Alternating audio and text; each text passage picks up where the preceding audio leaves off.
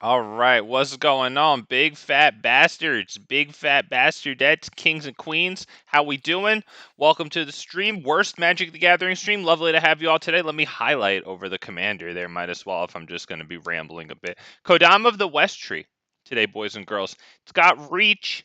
Modified creatures we control have trample. Modified means if they have any counters on them, any equipment, or any auras on them, then those creatures count as modified. And whenever those modified creatures deal combat damage to a player, we search our library for a basic land, put it onto battlefield, tap, then shuffle. I don't have a lot of landfall abilities. I'm That's why I put counters variant in the title there. I have more counters, and I have like a handful of enchantments, and I have like one equipment here in Shadow Spear. But let's take a look at the modified creatures we have, and I suppose just everything. Here's some tech for counters. Why don't I do that really fast? We have Hardened Scales, Branching Evolution, and Vorinclex here to get the most out of counters. We have a lot of creatures that either give themselves counters or come in with counters on them, like these. This isn't really a Hydra. It functions like it though. Whatever. It's a news. We got these Hydras here, because Hydras are made out of counters. Whole bunch of dorks looking in here. This one in specific is kind of nice because you tap it to add 1 mana of any color, whatever. But whenever you cast a creature spell that doesn't share a creature type with a creature card in your library, draw a card. So we do have several creatures whose typing, like for example, our commander is a spirit, and that typing is unique for that only because we don't have any other spirits. I think right here, as you can see over here in the creature types, there's a lot of them that have one, and some of those ones are actually dual creature type creatures that have another creature type that is shared. But nevertheless, we will be able to get some card draws out of that thing. Like I have a proliferate there, I have another proliferate here. But yeah, Quirion Beastcaller is one of the best cards in the game. Like our ideal opening is Pelt Collector into Quirion Beastcaller, so that Pelt Collector puts a counter on itself now, right? And then into Kodama, so that both Pelt Collector and the Quirion Beastcaller put counters on themselves. Now they're both modified. It swings in. So yeah. Other things like let me just find Champion of Lambholt because that's arguably one of the is it? It better be freaking in here. Oh, here it is. It's towards the bottom, like alphabetical. Yeah, this guy's nice because not only does he, put +1/+1 counters on himself, so we don't have to worry about modifying him, but he can also make it so that, or well, now that I look at it, it looks like a lady. So she makes it so that our opponent's creatures can't block, right? And our modified creatures will swing in and get us big lands. And that's nice because even if they wind up killing our commander, we can just cast it again and help. We can help cast it again with increased cost thanks to his own ability. We got Yorvo here because Yorvo gets big. I'll just go through these really quick. A lot of in the 4-drop slot, card advantage, card advantage, card advantage. This one gives another counter to every creature that enters the battlefield. Really nice that we don't have to, have an extra spell to modify creatures, right? For that, Vivian modifies creatures, can help, with a little bit of interaction there. Defiler of Vigor, super nice in this deck, of course, because yeah, you can just always give every creature you have +1/+1 counters.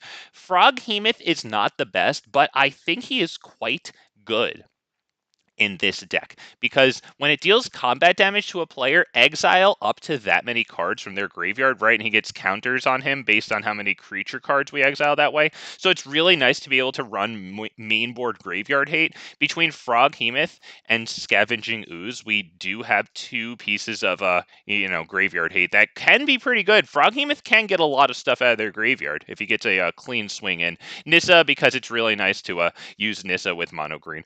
This thing, when it enters the battlefield, put a +1/+1 counter on each other creature we control. So kind of like, Defiler of Vigor at home. Still pretty nice, though, to make sure like just about everything minus it is going to be modified, right? Vivian Reed, of course. Silverback Elder, we know Silverback Elder. This is pretty good because a modified creature can have any type of counter on it, not just a +1/+1 counter. So the spirit creature tokens this create, they're each going to get a counter on them.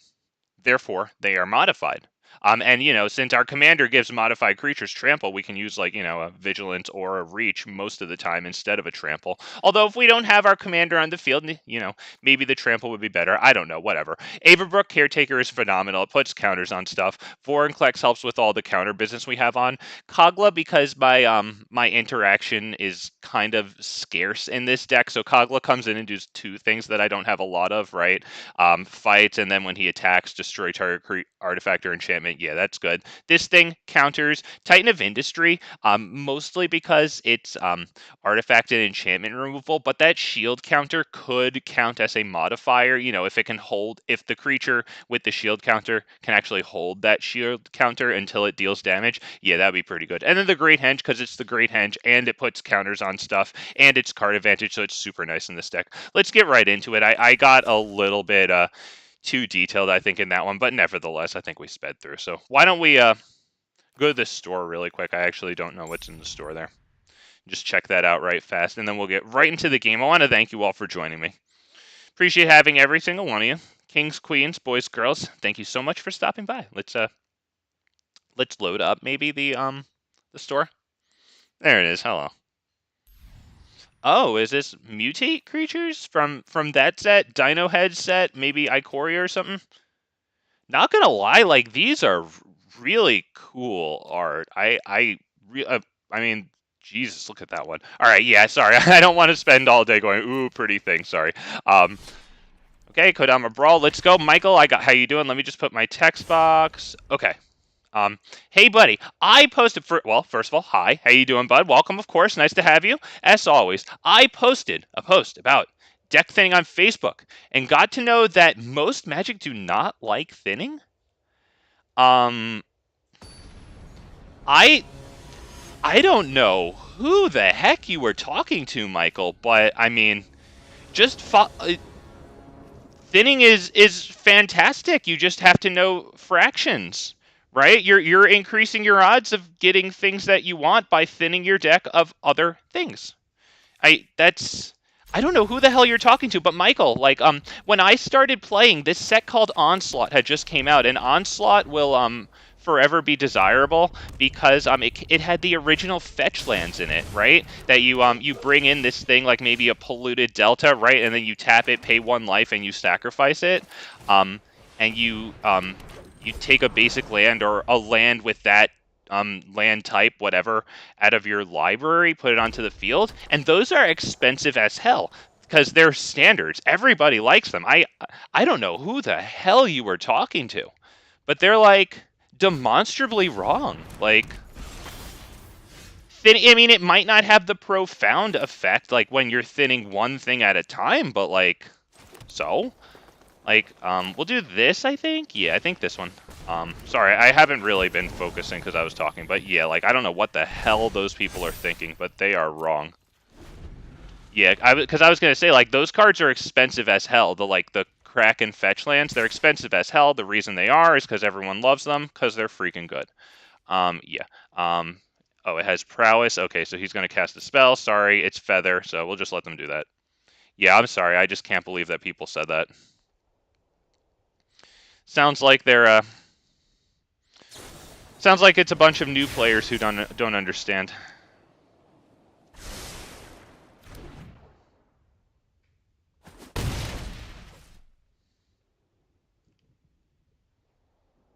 I mean, I always bring up deck thinning in here. Well, I don't always bring it up, but like every time since I play a lot of green and I ramp, you know, I'm always commenting like, "Oh, look, you know, I thinned the library out of another card, you know, hey."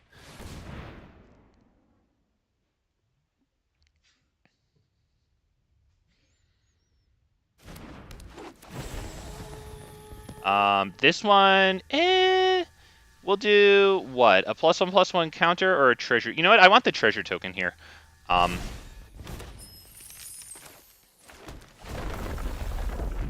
We're gonna get the treasure here as well. Yes. Do we do... I think we do Ranger class here. Just that I don't have to use my treasures. Because I would very much... And we will attack there, right? I don't need to do anything nuts here. Yep, we'll just do that one. And the reason I'd like to save up these treasures is because we can drop Titan of Industry, who's a pretty good blocker against their flying commander.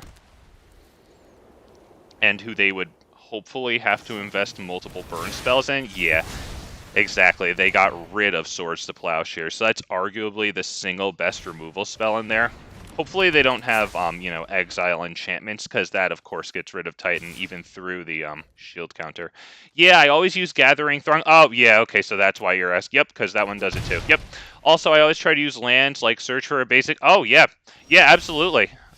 Yeah, I'm gonna be running like Azusa soon, and like those things, like or even Soul of Windgrace, and they like to use those like Streets of New Capenna lands that they come in and immediately get sacrificed and get stuff for or get lands for you. All right, I think we're gonna do this.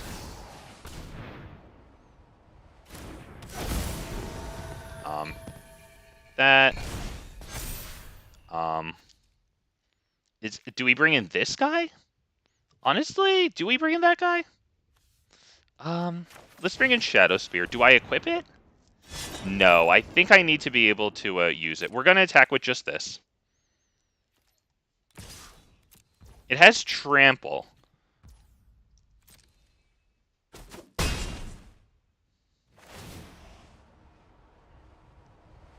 Okay, the reason I didn't equip the Shadow Spear is because I didn't want to use any of my treasures, of course. I think we can pass the turn here.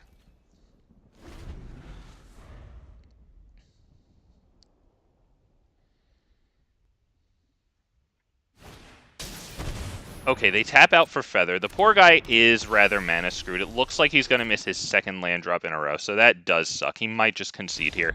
Yeah, he's staring at our stuff like he's frustrated there. Like, why would you be looking at Ranger class? Like, obvious, poor guy. That does suck. Poor guy sitting there in 3 lands. Yeah, exactly. Yep. Yeah, Michael. Yeah, I'm sorry, but judging from that, I would take advice that you get there with a grain of salt, or at least from, you know, those people. But yeah, like if they don't like deck thinning, like that's like not liking trample or flying or something. It's just like, what? Like you don't like something that's demonstrably like good? Like, okay. Yeah, sure, we'll go first. It's 2 lands, but we do have Signet and Jugan here.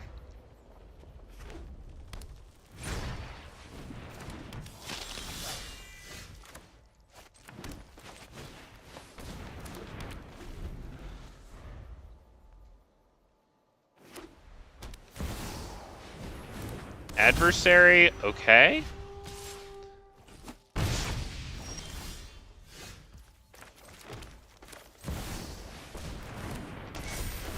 So I think we're going to do this to increase our mana capacity as much as possible, and I think Renata dies straight away. I think we're going to get probably our butts kicked here, but you know, we're going to give it our best shot, okay?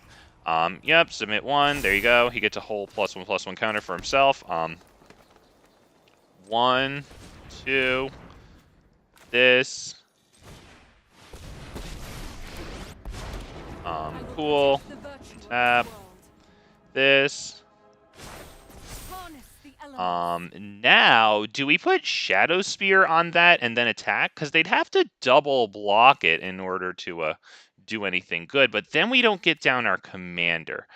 Honestly, I kind of want this down first. Let's just do that, because if we cast the commander, we're not going to be attacking with that anyway. If they don't kill Renata or any of our stuff, and we're hoping that they just tap out for Winota at this point. Alright, Adeline. So it looks like they definitely get some good attack here.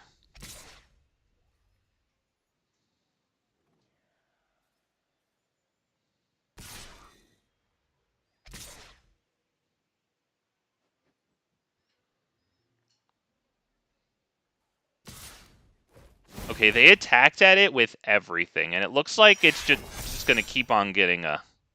Yeah, what do I do? I think I'll block Legion War Boss here, honestly.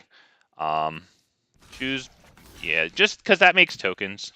I mean, I think it also, like, strengthens them. I think she was dead anyway there, so... honestly, it's annoying, but it's fine. It happens, boys and girls. Cest la vi. Now we have 1, 2, 3, 4, 5, 6 here on the field. So what do I do? Do I drop this and maybe swing fat? I kind of think so. We'll start with this. Do we pay? As a matter of fact, I think so. Yes, we'll pay 1. I think we can do that, right? Decline, actually. Decline, because I would like to, do we keep open, I think we have to keep open Heroic Intervention. Okay, so we're going to attack with, what? Nothing, pass turn. Unfortunately, we have to pass turn there. Damn. It does suck losing Nissa. Sorry for being all over the place there, but I really wanted to get the Great Henge down there before this, but we just didn't have the mana. We were 1 short. Okay, Winota, now they attack, but hopefully their attack is devastating to them. We do have the clean block on Adelaide with our commander. Okay, and we're going to get their 3-1, so we're going to take a lot of power off of their side of the field here. Hopefully they don't get anything too wild and crazy here. Honestly, fine. So, yep, we'll pass. Let's start blocking this. You block. You block. You here. We want to get as much of this as possible. Is there anyone else? That one too. Yep, there you go.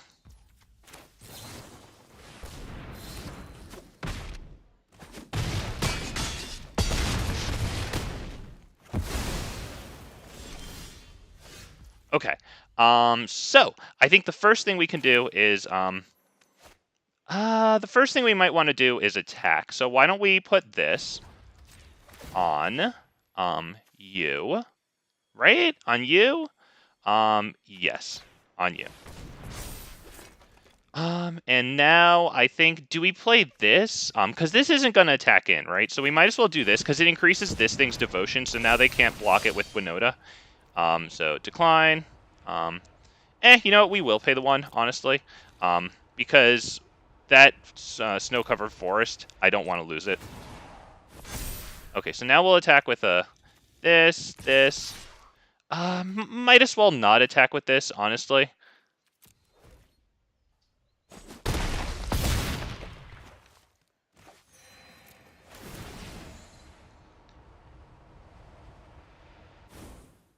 Yeah, I get you. Yeah, because it thins the deck. Yeah. Yeah.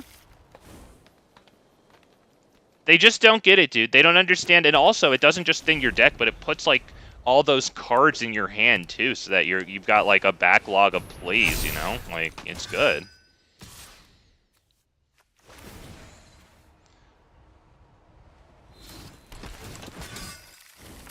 Alright, that put a lot of freaking tokens in. That really sucks, to be honest. We'll block... At this point, I'll block this, because this isn't even modified right now. We'll block that. Oh, you know what? I just read it's indestructible. These come in with indestructible. It gains indestructible. God, how did they print that card? Okay. This is pretty good, though. So let's start with this.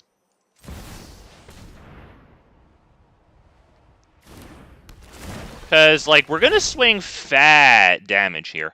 Why don't we do this right now? On this, I think.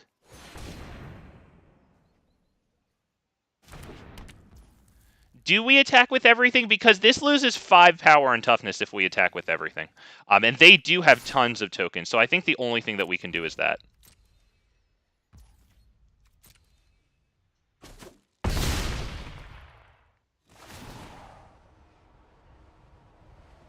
Okay, yeah, my bad for blocking the thing that came in with indestructible. No point in doing that, really.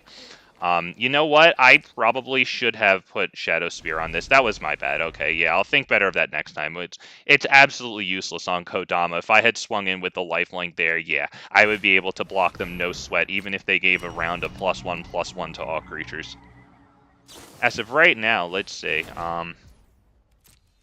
Alright. This is 8, 12, 15, 18, 23. So that's, they have 27. So I need to block something and have my stuff live. They do that, which does suck. Because there goes the power from my Blanchwood armor.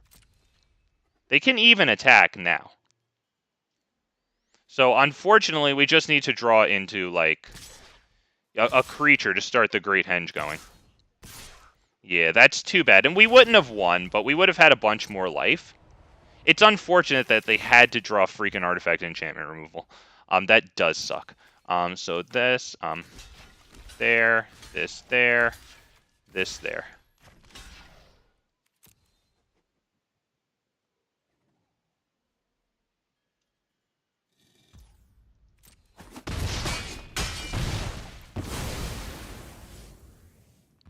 Alright, yeah, we really need to draw a freaking... That sucks. Damn it, that freaking sucks, dude. Just sitting here watching Winona play. God. Alright.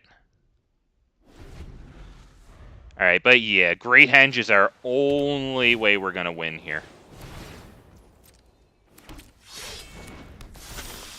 So now this is going to make 1/1 soldier, or whatever the 1/1 tokens, they're gonna trigger this. So even if they play a creature spell with power more than 2, yeah, they'll still get that.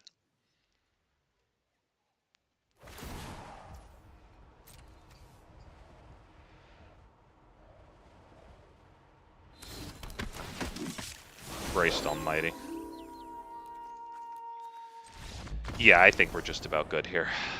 I mean, the only good thing there, honestly, maybe, now that I think about it, maybe I should have taken my commander out of exile, just so that then I do have the creature in hand and I can recast it. But, I mean, look at the board. God, yeah, that sucks. We slowed to a standstill there. Oh, God, that's brutal, dude. Wow. They just attack with a token, a meaningless token. They bring in something.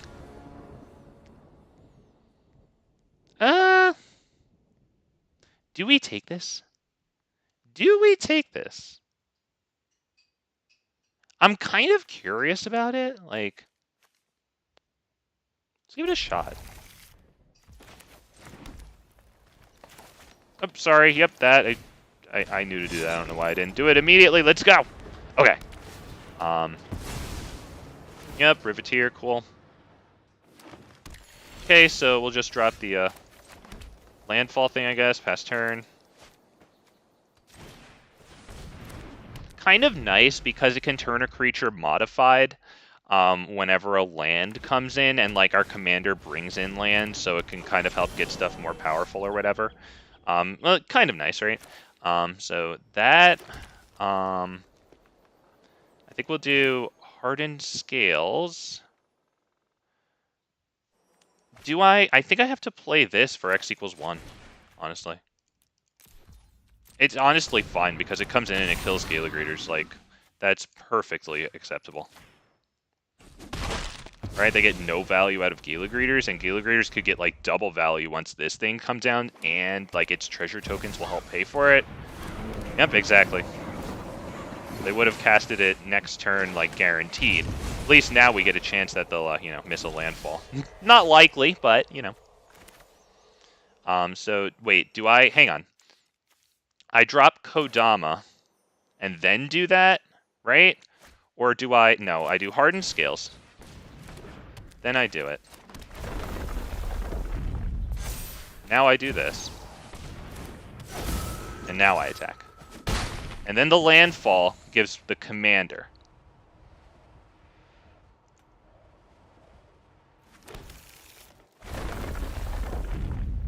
Okay, not terrible there, right? And then with Hardened Scales here, +1 counters whenever that sort of stuff happens, not bad.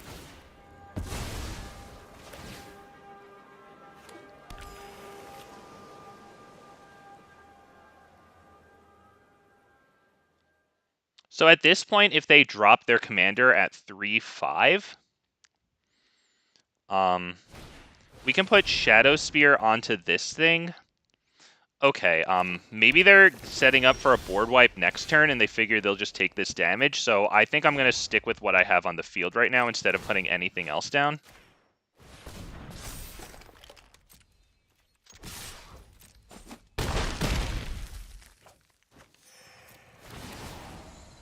Right? That's got to be what that is. We're going to put all the +1/+1 counters on the Hydra, I think, so that when we swing in with that one, it's the most appealing target for removal or being blocked with their Death Touch commander, I think. Ugh, that's annoying. On target creature, not. I wonder which one they're gonna get. Yeah, Roaring Earth. Although honestly, Roaring Earth already did its job. This thing is bigger than their commander. Okay. Well, we can start by attacking with both and see what they do, or maybe we'll just attack with this one, I think.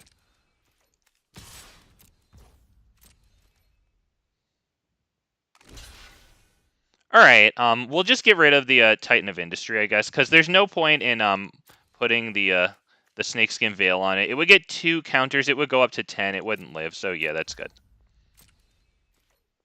We're fine with that. A little annoying, but you know, we're fine. Okay. Is that Gala Greeters into Renata? Or is that Renata into Gala Greeters?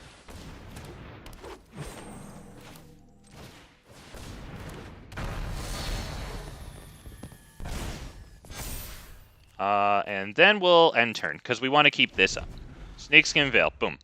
+1/+1 counter on target creature. That would get +1 to 2 +1/+1 counters on that creature, and hexproof till end of turn. Not bad. They're not going to wipe the board because they put that down, so nice. Cavalier of Thorns. Gosh, wow. A lot of things that they would like to have their commander down on the field for. Okay.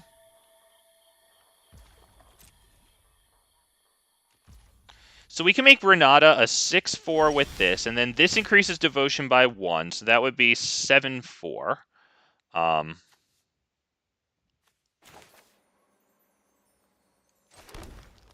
We could also put Snakeskin Veil, or this, on our commander. I kind of like that. Do we do this too? Because that could make Gala Greeters a 5, which isn't bad. Because then I could attack with both of them. Counter. Right, and now whichever one gets double blocked with their stuff. Do we do Renata? Nah, I kind of like her. She's not modified right now. Okay, so if they don't double block that thing, that's pretty good. So I think we'll use Snakeskin Veil now on Gala Greeters. That way it tramples through, it lives. And we get the land, of course. And now we are kind of out of steam. That's why I have like a bunch of draw engines here. We haven't seen it yet. It's all good. You know, 100-card singleton format. Nevertheless, what are they taking back here? Titan of Industry, was that? Yeah, Titan of Industry. Okay, that's good. I mean, we've still gotten a lot of use out of Hardened Scales, but that will be the biggest thing on the field now, which does stink. So we're going to want to get something good here. We're going to pass turn. Yeah, that's why things like Froghemoth are actually pretty darn good here. So I would assume that they get rid of Hardened Scales, maybe? Oh, wow, they destroy that artifact or enchantment. Okay, well, I mean, that's good. Wow. I mean, Renata is good.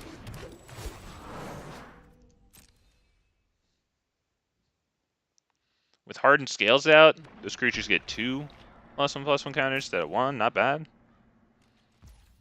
Okay.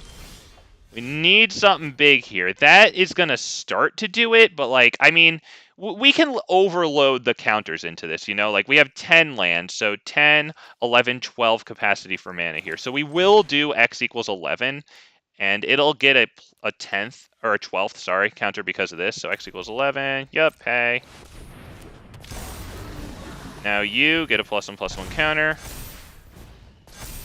Okay, so that's pretty good.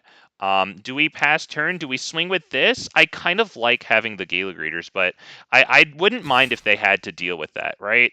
All they do is chump block it, or they kind of double block it there, right? But then that gets that off of the field. Do we do that? Yeah, I think we have to put big pressure. All right, we'll kill the Titan once again. Yes, Jesus. Okay, there it is. Because we do have this, which is pretty huge right now.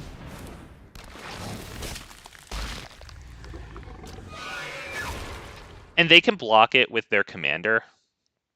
But we can attack with our commander plus this, because they might make the mistake of killing our commander, which is very easily recastable.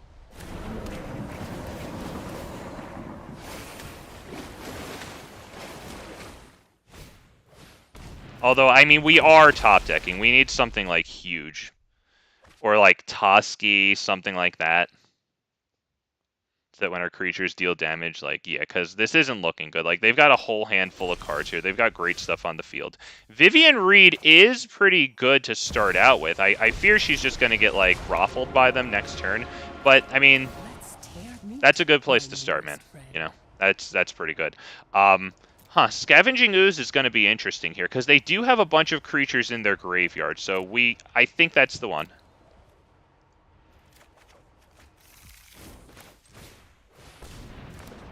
Because this is going to get really big now. So is that. Alright, 2 counters, then that gets 2. More, that. More. I need it all. Let's go. This taps for 2 mana. I think we will use that.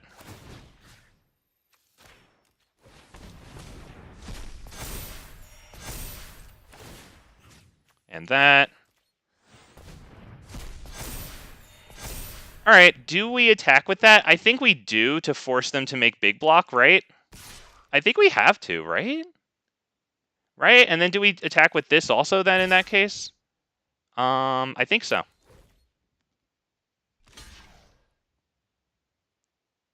because I have to big block that.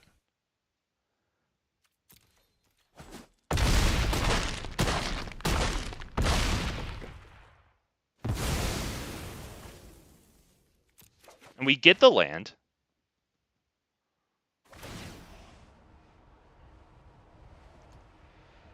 They have a lot of mana, but their commander does cost, 7 right now. Not terrible.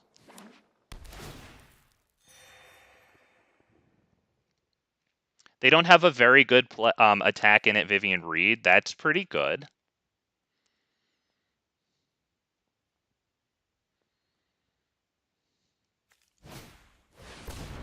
And Harmonicon. Oh, God. Okay, well, they have the 7 mana to cast their commander. I don't know if they're going to do that. That's pretty good, but they did already play their land drop? Alright, that's extremely good.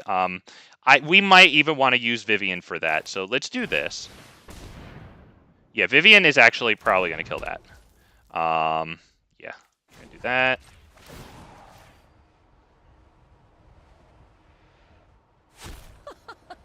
Get that out of here. We still have the capacity for 4 mana, so we can do big Scavenging Ooze. As a matter of fact, I think we will. Scavenging Ooze time. Yep. I want Uro. I want the other thing that isn't Uro. Alright, that's fine. I'm gonna eat out the rest of their graveyard. So we got that, we got that. And Panharmonicon. Just that we know it's never coming back. And yeah, that dies. That's annoying. But we got some nice stuff out of their grave.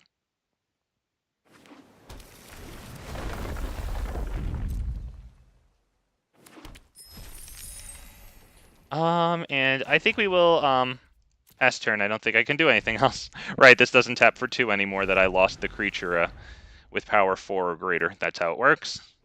I like that one. Okay, so Yarrick the Desecrated, definitely good. Resolve all. Yep. I mean, this isn't looking too good, but like at least we get a turn with Vivian coming up. Resolve all. Christ, dude. Gets to do everything in the universe. Answers the battlefield. What? Hurt non-land permanent eye control to my hand. I mean, it's honestly, like, as silly as it sounds to have 56 here and them at 14. I think this is just about it. Okay, that'll go to our hand. Yep, so we don't have to play it for an increased cost.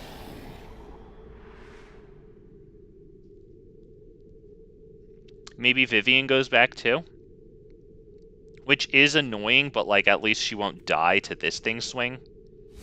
Although if they swing in at her, I think I will block that. Alright, well, that goes back. Yeah, that's the best play.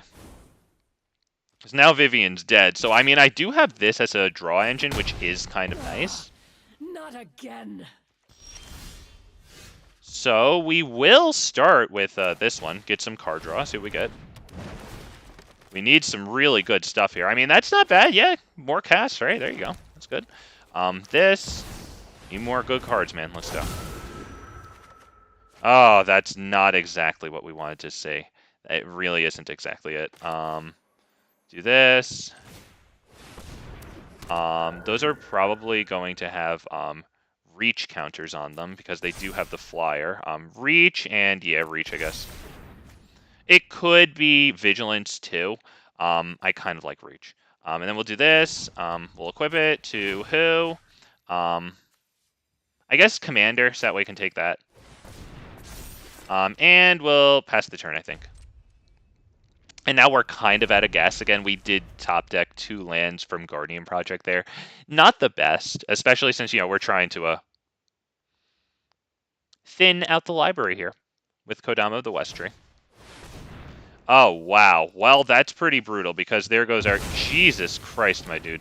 I mean, it's not like he's really drawing all the answers, though, because he's drawn so many cards. Like, he's gonna get the answers. Like, it's just annoying to see it happen like this, you know? Alright, nice. That gets them a big creature. I think this came in, like, that Scourge. Like, Dragons-oriented set in, like, 2003. Oh, my God. Good stuff. Great set symbol, too, like a dragon's head. But yeah, I think we're just about done here. I mean, okay. Okay. Yeah, that's freaking brainlessly end the game. Yep, there you go. Yeah, that was a lot of fun. Really is all fun till that card shows up. And not a bad game, though. Pretty good. Pretty darn good. Good game. Yeah, nice.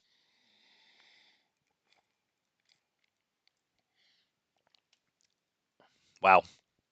Yeah, but we just ran out of steam, unfortunately, and that Invoke card, the green Invoke card there, unfortunately, those don't trigger Guardian Project because it only gets us a card draw off of non-token creatures. It would have worked with like Garruk's Uprising, well, like whenever any creature with power 4 or greater enters the battlefield, then we draw the cards. I don't think that's too good in this deck, though. It's not in here. I love it as a draw engine, and then the added benefit of it giving all of our creatures trample is really nice, but like in this deck, it's kind of redundant because our commander gives trample to modified creatures. This has to be a no. The Pelt Collector is nice. Everything else is like way out there. We will take this.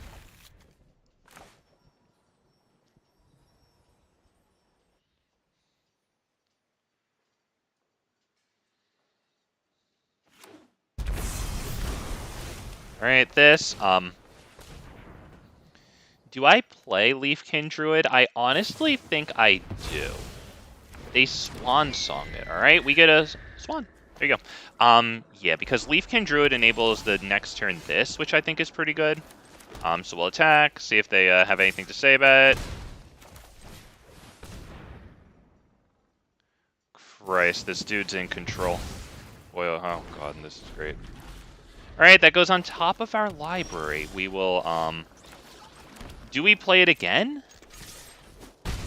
I kind of like this card. Are we actually going 1-for-1 removal until you drop... God, dude, you are a turd in a toilet bowl. Oh my God! Wow. Oh, you allow? Oh, thank you, sir. Oh, my lord. Oh, thank you, my lord. You won't regret it. I promise you, as your humble peasant, I will not let you down for letting me cast this spell, my lord. Wow, could you believe that, you guys? He actually let us cast that spell. Wow. Would you imagine Nope Shirt over here actually said, I'll allow it. God, that's so nice.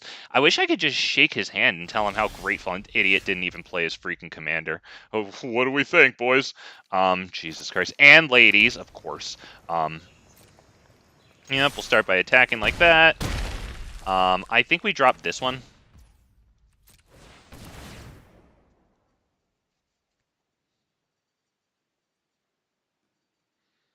Will you allow it?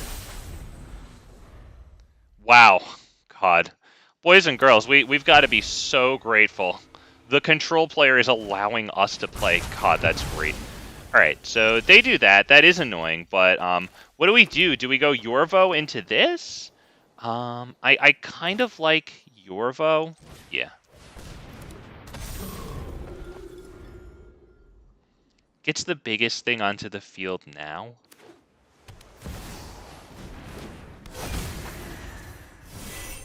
Alright, Conjure Power 9 into their library. They drop that. Do I get to attack in? It looks like I do. Not terrible. All things considered. I believe we just do this in attack.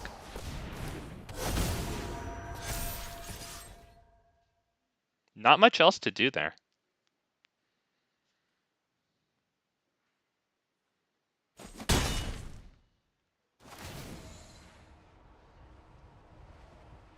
Okay. Next turn. Let's see. 1, 2, 3, 4, 5, 6.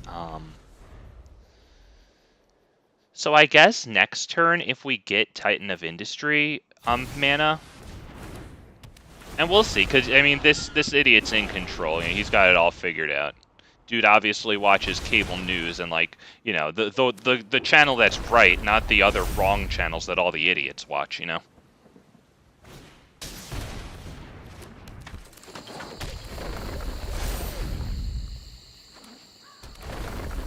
God. Wow. That's nuts. I mean, nevertheless, at least we get that. So, I think the play might be Titan of Industry, shield counter on Kodama?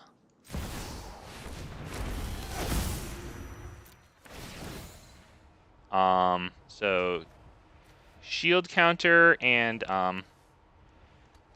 yeah, Rhino token, put a shield counter on Kodama, I think, because that way it's a modified creature. And I think we attack, right? Because I could devastate their board state, and we would still keep the Kodama, even if they block it with Omnath. Because Yorvo has Trample, so... Yeah.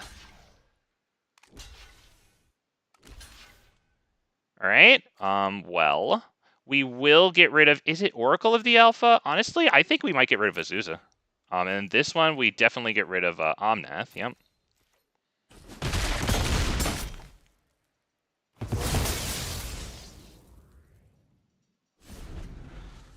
Yeah, because Azusa allows them those extra lands, which got their commander a whole bunch of extra counters, so...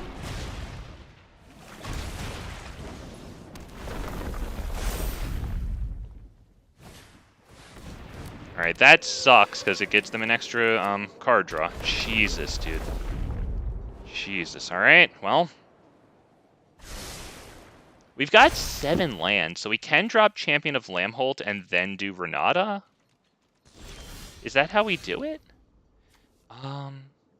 Is it Lamholt and then... Let's see. And then Gwenna or then Renata? I think it might be and then Renata.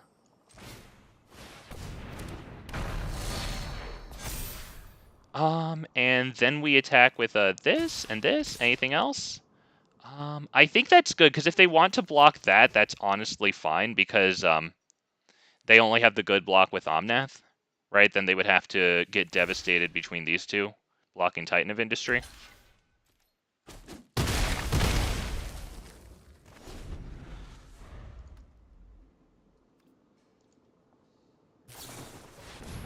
Okay, nice. Yep, that's good. They still get an extra land drop, so they might have a whole lot going on this turn.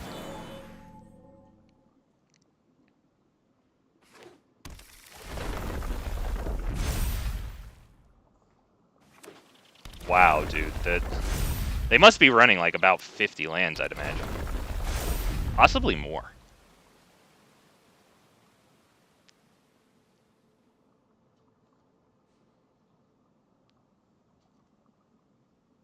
Okay, well, he's paused. Maybe he drew something really good. Counting lands, maybe? He's there. Oi, me lord. I've been waiting all day, me lord. Just waiting and waiting on you Omnath turns. You're copying you're countering everything I got. You're taking freaking Omnath turns, me lord. I'm dying of starvation, please. Just one spell. God, my lord here. God, the time walk. No, we don't even have a draw mechanism. This really sucks. Not gonna lie, this really sucks at this point. Like, that Omnath is freaking huge.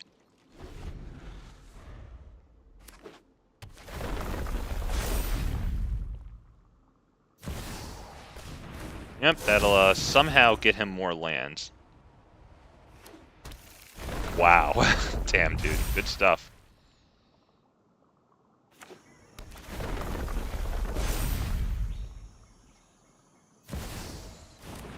Okay, nice. A little bit of power. Okay.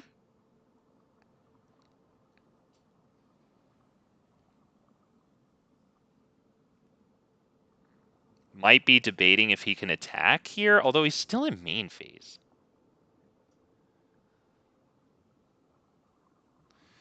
God, this honestly...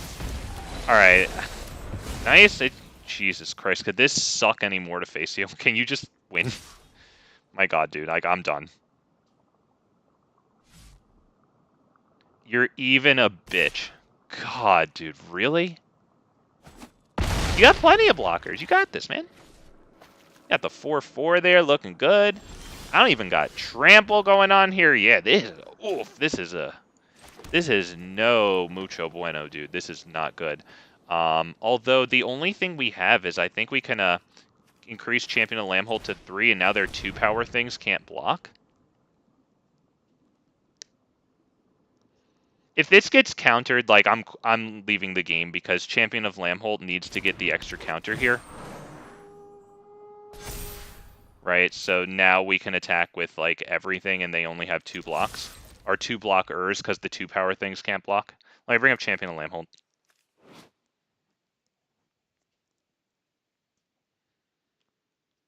Creatures with less than its power can't block creatures we control. That limits them to only having those 2 blockers for our 3 attackers. It's my final gambit, okay? That was at least... You fucking idiot, and then you could... Okay, I mean, at least he said GG, but wow. You know what? I guess it's not surprising that he goes through the extra effort of conceding instead of letting me attack. Because, I mean, he is playing Omnath and doing all that, like, clicking. I mean, look at that. Jesus Christ, man. Yeah, good game. I mean, only because I won. You know what? If I didn't win, that would not have been a good game. Even though everything before, like, the very end of the game, it would have been the exact same. Doesn't matter. I won. That makes it all right. Otherwise, that would have sucked, okay? Oh, God. Because I got the coins. That's why, boys and girls. I got that shiny stuff. It gives you sound effects when you get the coins. It sounds like change jingling. Makes you happy. Got them shekels in your pocket there. Oh, yeah. Don't spend them all at once. Ah, Rusko, Clockmaker. Thinking he's going to get a game up against me. That's okay, boys and girls. I was once young and naive, too.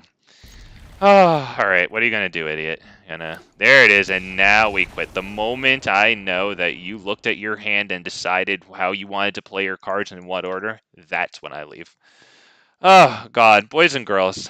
They want to not just prevent you from doing anything, but they want to make that a frustrating experience. Big Fat MTG has a better idea. He says, why do you need to play Rusko?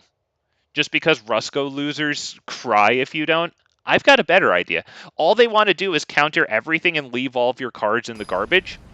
You can do that without them. You just concede and move on to the next match. Life is too darn short to sit there and bang your head into the wall just so that some other degenerate neckbeard filth can have a little bit of enjoyment. We're going to keep 7. Yeah, we'll keep 7 here. We're up against Duple Viking, who said hello to me. I mean, that is nice of him, so I should encourage good behavior. So we'll go ahead and do that. This guy is part of our ideal opening for this deck. Hell yeah, MTG Hillbilly. How you doing, man? Let's go. Welcome to the stream. Always nice to have you, sir. Of course. Okay. That. And no death touch, right? Yes, okay, we will attack. Oh, that's nice of him. This guy's being a nice community person. This is my first orange name. I didn't even know that they existed, so, yeah. That's nice of him. Okay, that has first strike and death touch. Does it always have first strike, or is it only on their turn? As long as it's your turn. Okay. Okay. So, we didn't get the land. That stinks. What do? We play Llanowar Elves. Right? Yes, Llanowar Elves. Okay. Do that.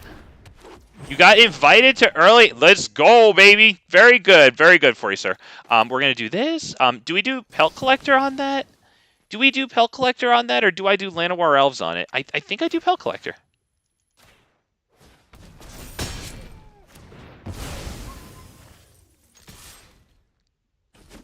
Because even though Quirion Beastcaller could take its +1/+1 counter and put it on Llanowar Elves, the whole point of this is to attack in with the creatures with counters on it, and I would be tapping it for mana since unfortunately we missed our drop last turn. I don't know why exactly he oopsed there, but nevertheless, do we drop Voracious Hydra on that? We can do that next turn, because they might want to block with that. They might just do it. But either way, we should swing in with this and get a land. Whether or not they block it, they might not even block it. Okay, so we get a land. Beautiful. We start digging ourselves up from a 1-turn deficit in terms of land drops. I've been struggling. Yeah, well, this might be a little bit of nice, spicy kicking it up a notch for you, man. Bam! There you go. So good luck for you, my dude. Good luck.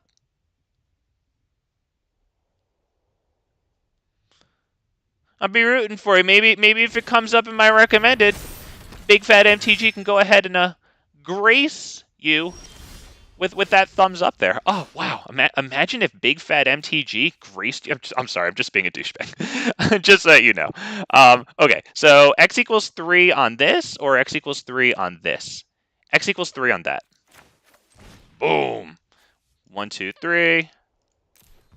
I've honestly had so much use out of this guy already. Like, I know I don't need to tell you that that's a good card, but, like, this is a good card.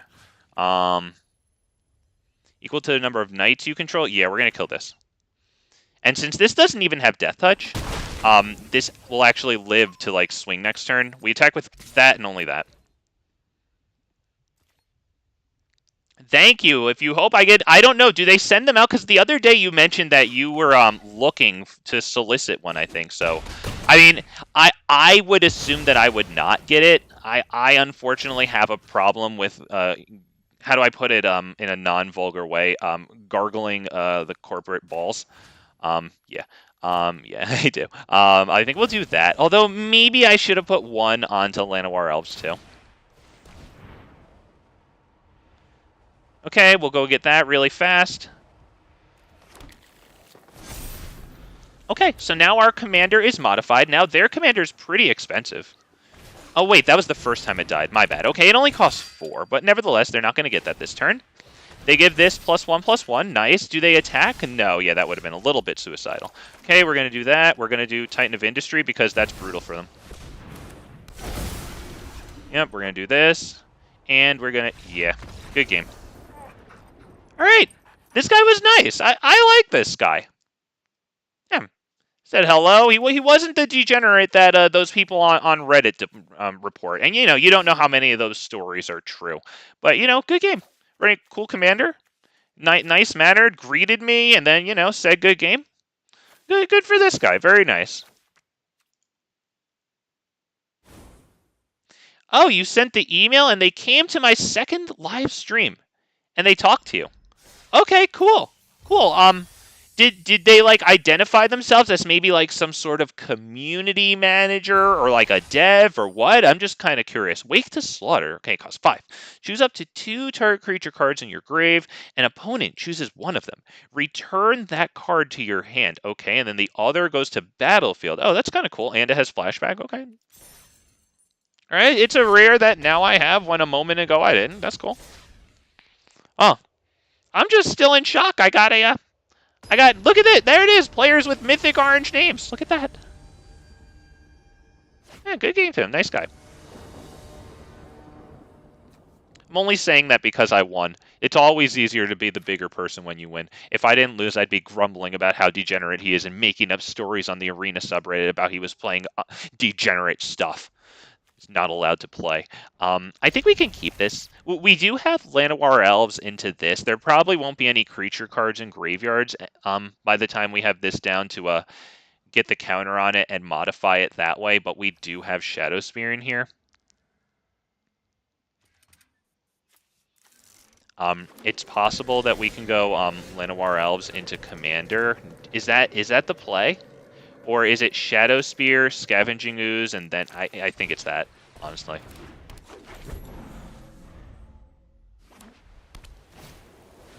Reckoner, and then I would assume they want to cast their commander next turn. So, knowing that, what do we do? I think we drop this and this.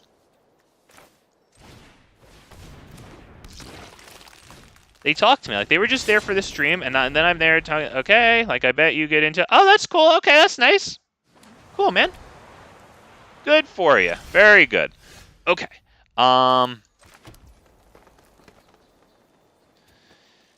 I can't really cast the commander right now, so we're just going to go ahead and equip this to you, I think, and then we'll swing for a 2-hole entire or 4-hole entire damages here. Excuse me. Hopefully they don't throw a kill spell at us right now, and then next turn we can drop the commander. Yep, they get a nice card out of that. Cool, very good. We unfortunately didn't have the commander down to swing in with this modified creature. And then get the land. Okay, they drop that. That's honestly fine, because I'm okay with losing the Llanowar Elves in this one here. So, and then we have this to back it up next turn anyway. Do I play this right now, honestly? Do I do that? I think I might. Yeah, I think I might. Because they can just use this to crew this, right? And then it blocks my Llanowar Elves. So like, what the hell's the point there, you know? I think that's Vigilance, double Vigilance. And no attacks, right? Because they just have the crew play there. It crews for 3, so yeah.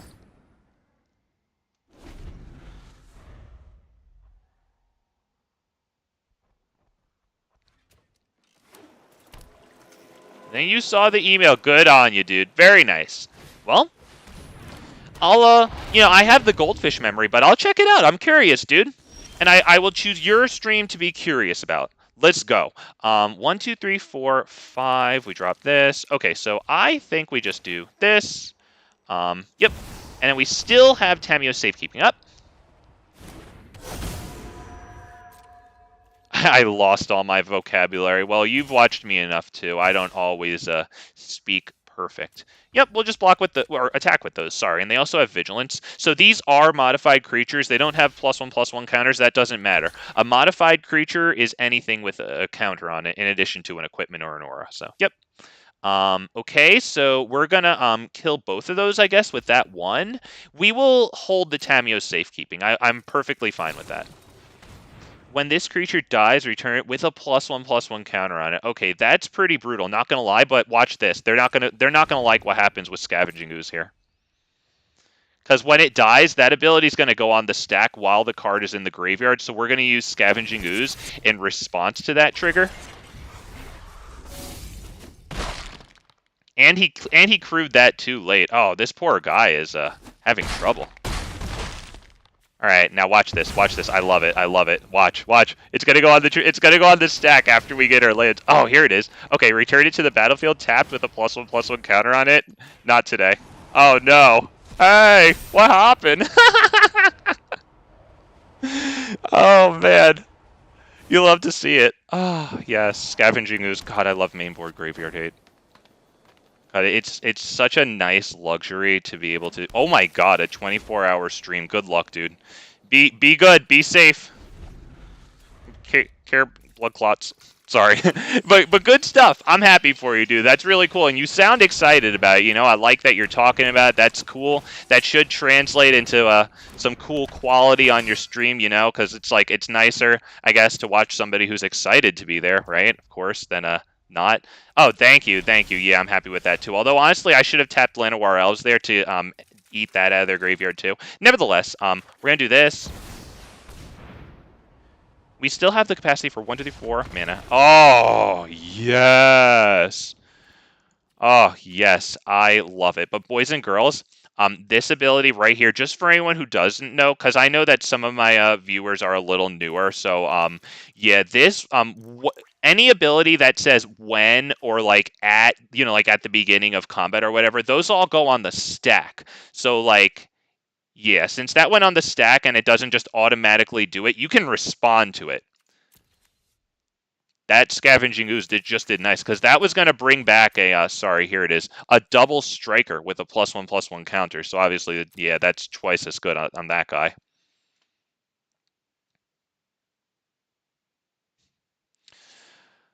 I love that little play. God, that's so good. I'm so excited. I can't speak. Well, I'm happy for you, dude. Yeah, that's good. Yeah.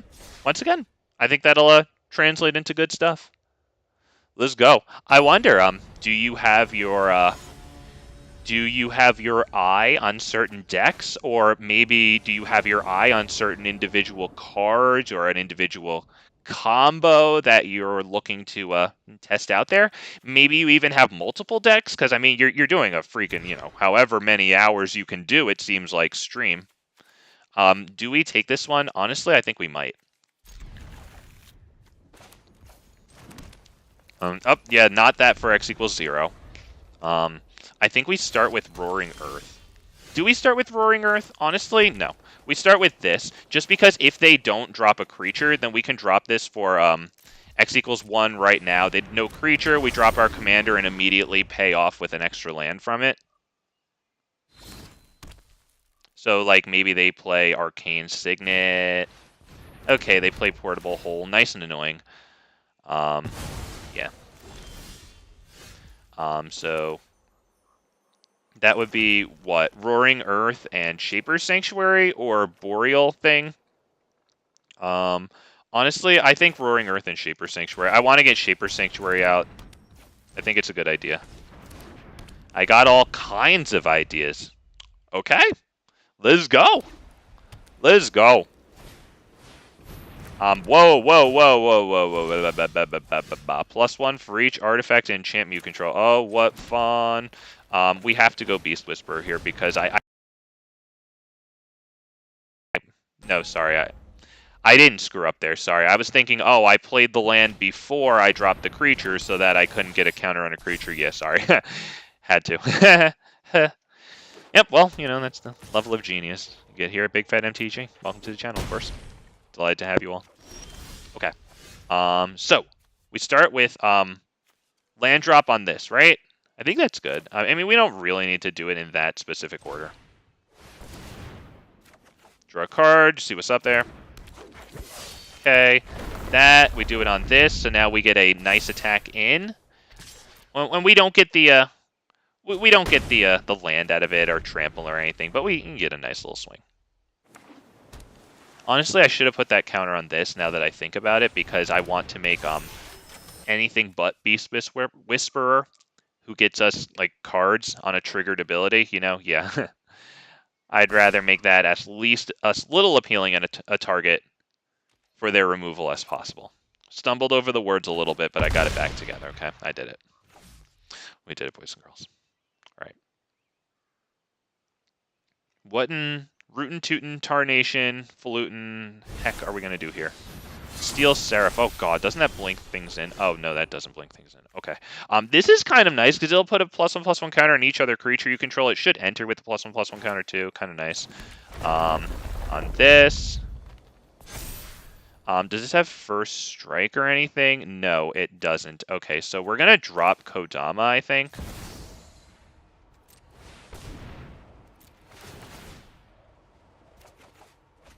Wow. That's big good. I think we should bring this in right now and probably put the counter on who?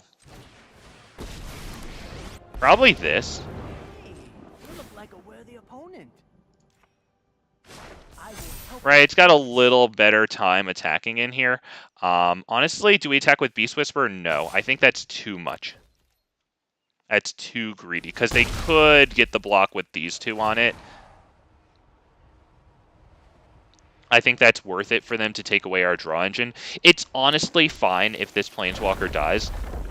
Who do we put the counter on now? Probably this, honestly, just to make it as appealing as possible, because these things, the Kodama and Beast Whisperer, are arguably more valuable.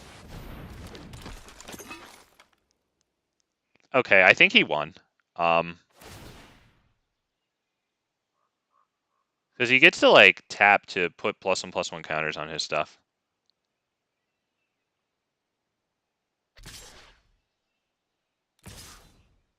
Yeah, we're going to need a land to do anything much here. We're going to take that damage and hope... Wait, but then he can just tap this and put the +1/+1 counter, so we need to block, which does stink. Do we get rid of Beast Whisperer? It might be Beast Whisperer. It might be this. Who do we get rid of? It might have to be Beast Whisperer, because I think I'm going to need the trample here. So that, yep, we'll get rid of that, and that's it, yep. Although, at that point, should I have just double blocked it? No, because they could kill the Kodama, and it gives trample. I think I need it. Not the best, but not the worst there. Because we can do this.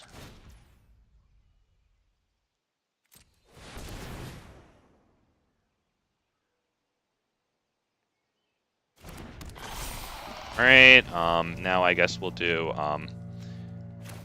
this. Yeah, because we're just going to lose to flying damage next turn, so there's no point. That.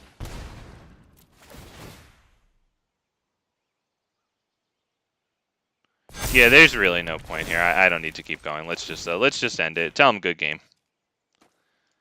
There you go. We're just swinging in for a little bit. Nothing happens. We lose. All right, this is taking a little while there. He's actually it's kind of nice to him to figure it out, but yeah, we lost. He's got us there, so good game. We'll go right on to the next one. We told him. Oh man, let's go.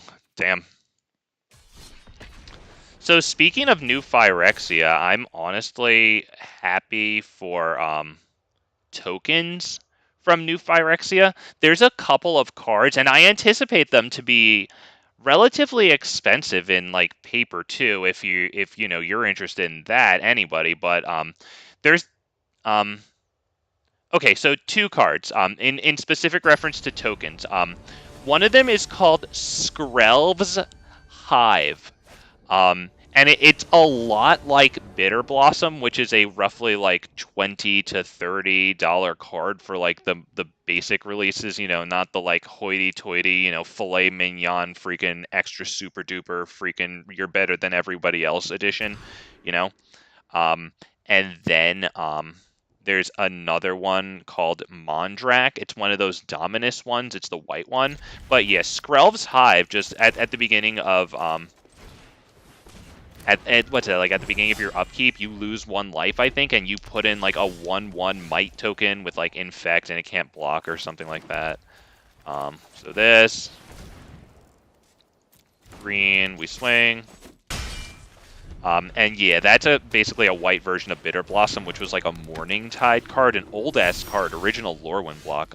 Oh, they did that. Nice and annoying. We will drop Commander, attack. I assume they take that because it's Luminarch Aspirant, but we do get a card out of it. And then also in relation to tokens, that white Dominus, it basically is just another, like, whenever one or more... It's either tokens or any of tokens or creature tokens enter the battlefield under your control, you create double instead. And the analogous cards to that, Parallel Lives and Anointed Procession, those are $40 cards. So, like, yeah, both of those things are going to be pretty expensive. If you see a white in the rare slot of your pack, like, you might be getting some goodies there. What do we do here? Do we drop this thing? We could.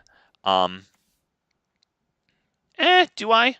Or do I drop this? I honestly like this, where x equals 1, 2, 3, 4, 5, 6, so x equals 5.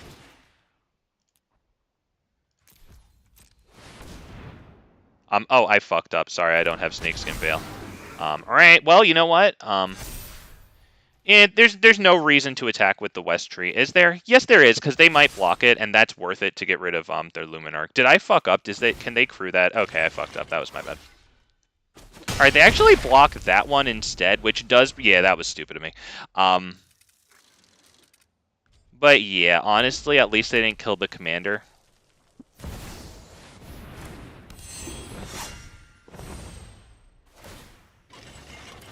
Alright, they'll put a +1/+1 counter on that. I can't block it, unfortunately. Alright, let's see what they get there. But we're probably about done here. The only good news is that it might be only Winota who's double strike. Attacking creatures you control have double strike. Okay. Okay. Okay. Attacking creatures you control have double strike. Okay. So I have to use my Hydra to kill that.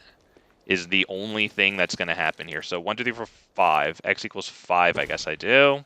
Or do I do X equals 4 and then hold the Snakeskin Veil? I could do that. I like X equals 5, honestly.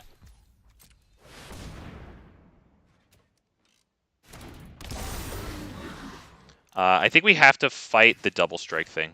It's just too much, because then they attack with, like, a whole bunch double strike. Like, that sucks. We will attack with that. It doesn't get the block on this. It'll be a 6/6 and then upgraded to 7/7.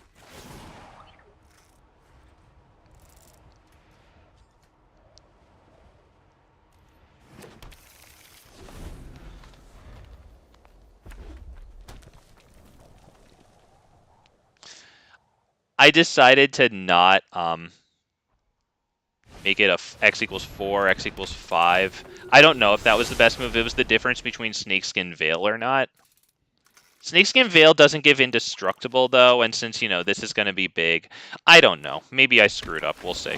Oh, they freaking ate that. All right, good. Just attack, dude. Yeah, good game. That's it. All right, yeah, you don't want to do anything. That's fine. He's still thinking. He's got his man open, but yeah, all he needs to do is crew. I'm not going to sit there and what, block with the commander, not have that much onto the field. Yeah, so that's just about it. Good game. I wonder if the card that I had right there in my hand is good, or if maybe I should put more Hydras in. Now, I don't have things that are really nice, like Hungering Hydra. I think that's what it's called. That's the one that, like, whenever it's dealt damage, you put that many +1/+1 counters on it. That would be good in this deck and in Nayrith and also in Vorinclex. I wonder if I should take that out. I took out something that, like, didn't put counters on stuff or something that did. Because I did a couple test games with this, and I realized that, like, I didn't think I had enough counter stuff. We'll keep 7 here. It's kind of annoying that our first counter creatures are going to be these things, right? Because we don't have any counters in the hand before that. So yep, we'll just do that. Next turn, it's... Oh, Jesus, we're up against freaking Light Paws. Yeah, we can't get to this soon enough. Oh, boy, oh, boy, oh, boy. This is going to be rough, boys and girls. All right, here we go. Start with that one. Next turn, it's probably Signet into a Evolution Sage. The Evolution Sage itself doesn't really matter too much, but maybe it eats up removal or something.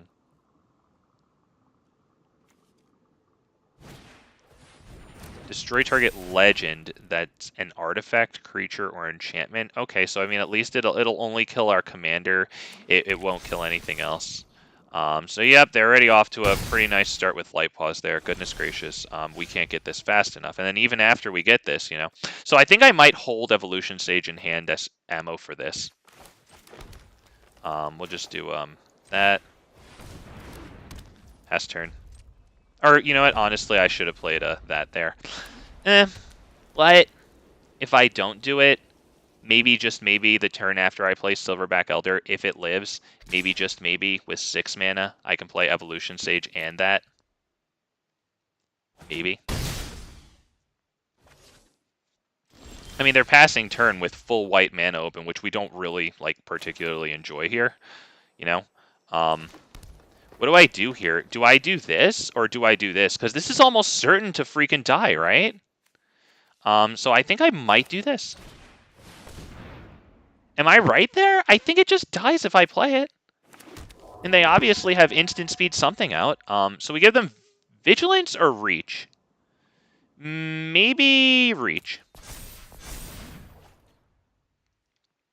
Wow, when I get the first cards, what deck will I make? Well, they might go into decks to enhance them. Like, that Phyrexia set has a lot of Thank you. Yep, exile target creature. Boom. Okay, so it was really good to... Oh, and they have the Yargle version.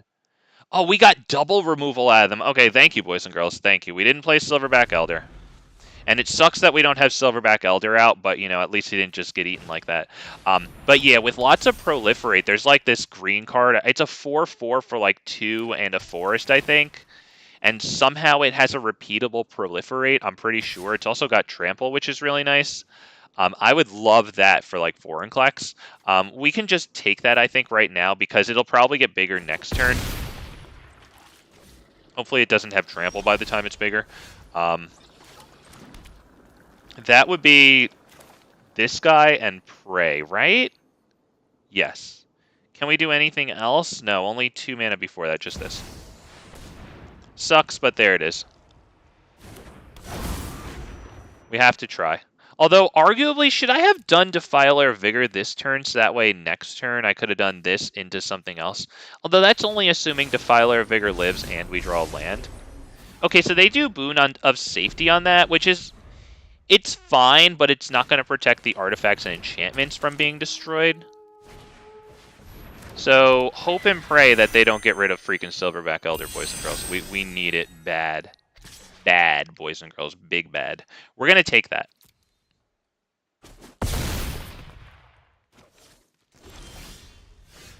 Okay.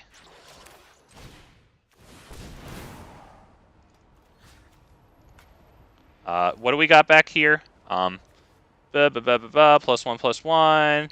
+2/+2. Okay, we'll start with that. Although, I should have done Defiler of Vigor there, actually. That was stupid. I'm sorry. I got carried away looking at the Evolution Sage and that, realizing that I could do both of them. We'll play the Kami at this point. Yeah, that was silly of me to not do Defiler. Honestly, that was my bad.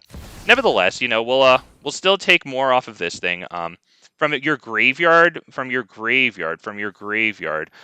So probably just this, because it does power it up. We'll get rid of that one.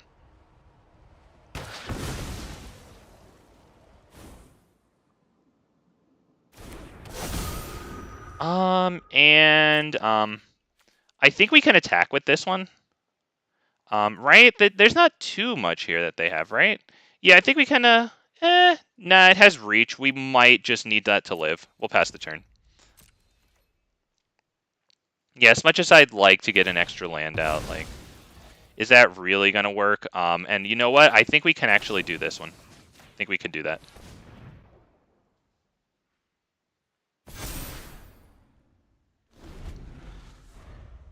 So we do have 5, 6, 7 capacity for mana. That is Defiler of Vigor into Evolution Stage. So drawing a land wouldn't even be terrible.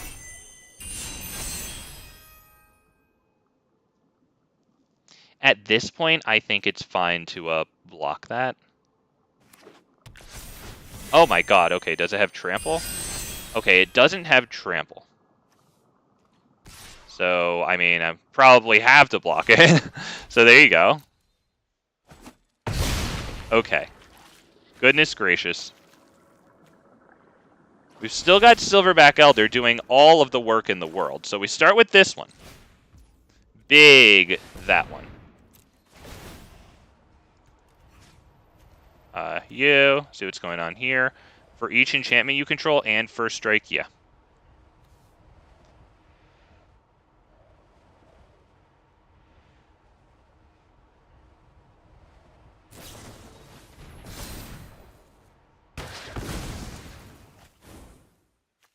What was that?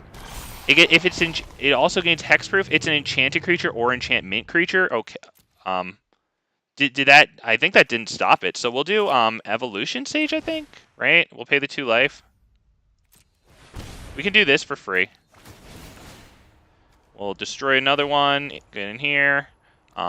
Get that one. I think because it's expensive.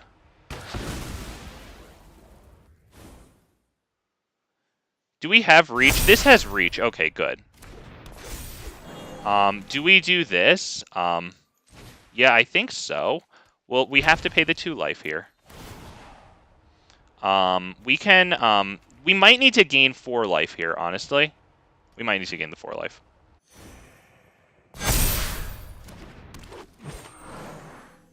And why don't we attack with that and only that? Yes, they don't have the combined, power toughness to deal with that one. So we will get the damage in. It gets us another land. It thins the library. We're honestly totally out of steam. But the Evolution Sage is going to proliferate us when this land hits, so everyone gets counter.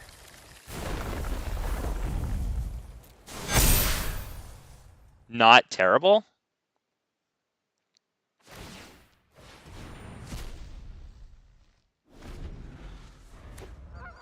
Alright, so our commander does have reach.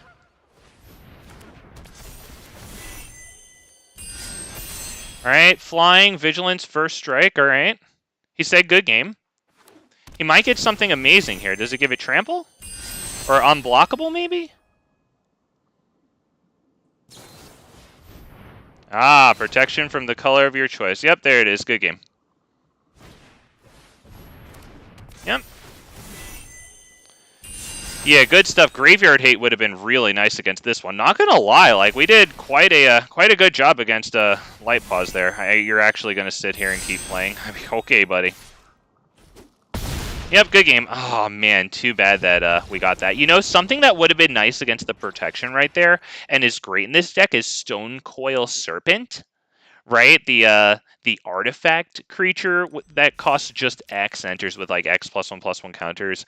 There's yeah, that would have been really nice for that specific situation. The protection from green, obviously, yeah, monocolor deck, but yeah, artifact would be nice. There's also, for this deck, there's another card. There's like a green 1-drop coming out in New Phyrexia. It comes in with like 1 oil counter on it, and then like, you know, it gets +1/+1 for each oil counter on it. So that's pretty good, right? Because it's a modified creature. And then if we can give it +1/+1 counters, then it has oil counters and +1/+1 counters. So when we proliferate with it, it would get 1 of each of those, right? And then wind up getting like +2/+2 for each proliferation, which is kind of neat. What do we do here? I guess it's just this. Do I only do historic? Well, Explorer and Brawl, but like, ever since like Dominaria United, really, It's just become unplayable at this point, especially for like a green player here who's about to I guess with these treasure tokens we can probably do this guy first, right, and then the land, I think, right? Get the treasure right fast. Geez, that card is wild good. What a great card. I think do we pass the turn here? Do we drop this? I think we can pass the turn. But yeah, I love 60 card constructed like Explorer, and I'm more than happy to play people with viewer games, like, because I love that format. But yeah, I'm just not really doing Explorer anymore. You'll mostly see the Brawl. Yep. Okay, so we start with this. Yep, that. Get the treasure right fast. I think we'll start with Renata and see what they do.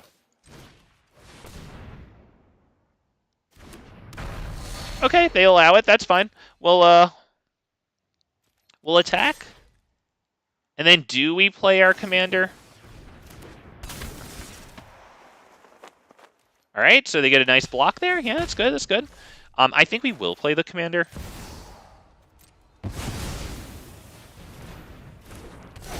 Mostly standard.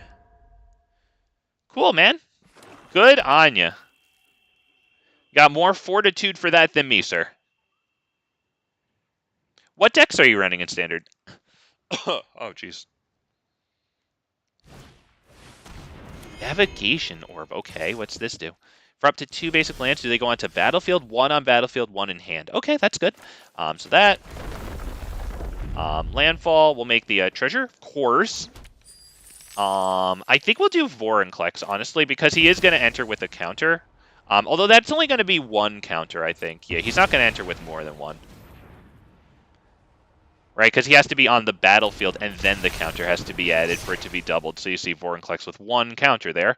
And we will attack with everything. I see no reason why not.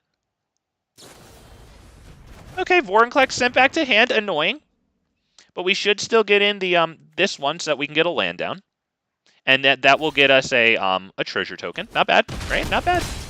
Hey. So we get a land, we get a treasure token, and that is commander tax. There you go. All kinds. Okay, cool. Must have had a decent connection or collection then. Sorry. Cool. Okay. So I would assume board wipe. Now, if they drop their commander, I think we will actually drop this. Or discard this, sorry. Pretty cool card that I saw today when I searched Proliferate. They are in the deck builder. And if they play their commander, of course, I drop this because Kogla comes in and fights their guy all the same. Is this a human? No human, no human. Okay, no human. Kaito. Alright. Are they going to make the token? Okay, they have 1 land up. Important. We start with that. Oh, yeah. Big Shaper Sanctuary. All the way, baby. Vorinclex. Enters with the counter, so that way we can get a modified swing in with it. Nice. Now, that is good damage. It ain't lethal. We do get 2 lands. That's good.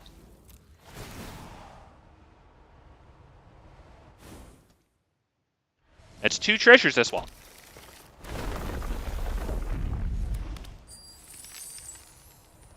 Oh, when I get the Tireless, or whichever one puts in clue tokens, oh my goodness, man. Yeah, we're good. So a board wipe, once again, would very much stink. We do have 8 lands, 2 treasures, which isn't terrible. We do have Kogla.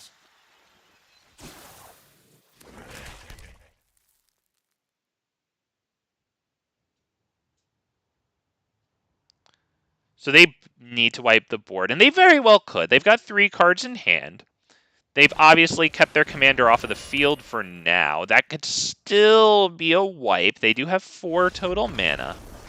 There he goes. I guess he just needed to show it to himself that he really had no thing to do. Honestly, happy for a win there because I am getting my butt kicked. It's all good because I'm running a commander that I'm not super good with. I don't know. Maybe equipment is the better way to go, or enchantment. We have enchantments here like Hydra's Growth. It's this enchantment that like when it enters the battlefield, you put a +1/+1 counter on the enchanted creature, and then during each of your upkeeps, you another rare, but you double the number of +1/+1 counters on the creature and invoke despair. Wow, what a card. I believe that's my second one. Wow, dude, invoke despair. All right, what a freaking card that is. Magic the Noah likes green. Oh god, cuz you're smart? What?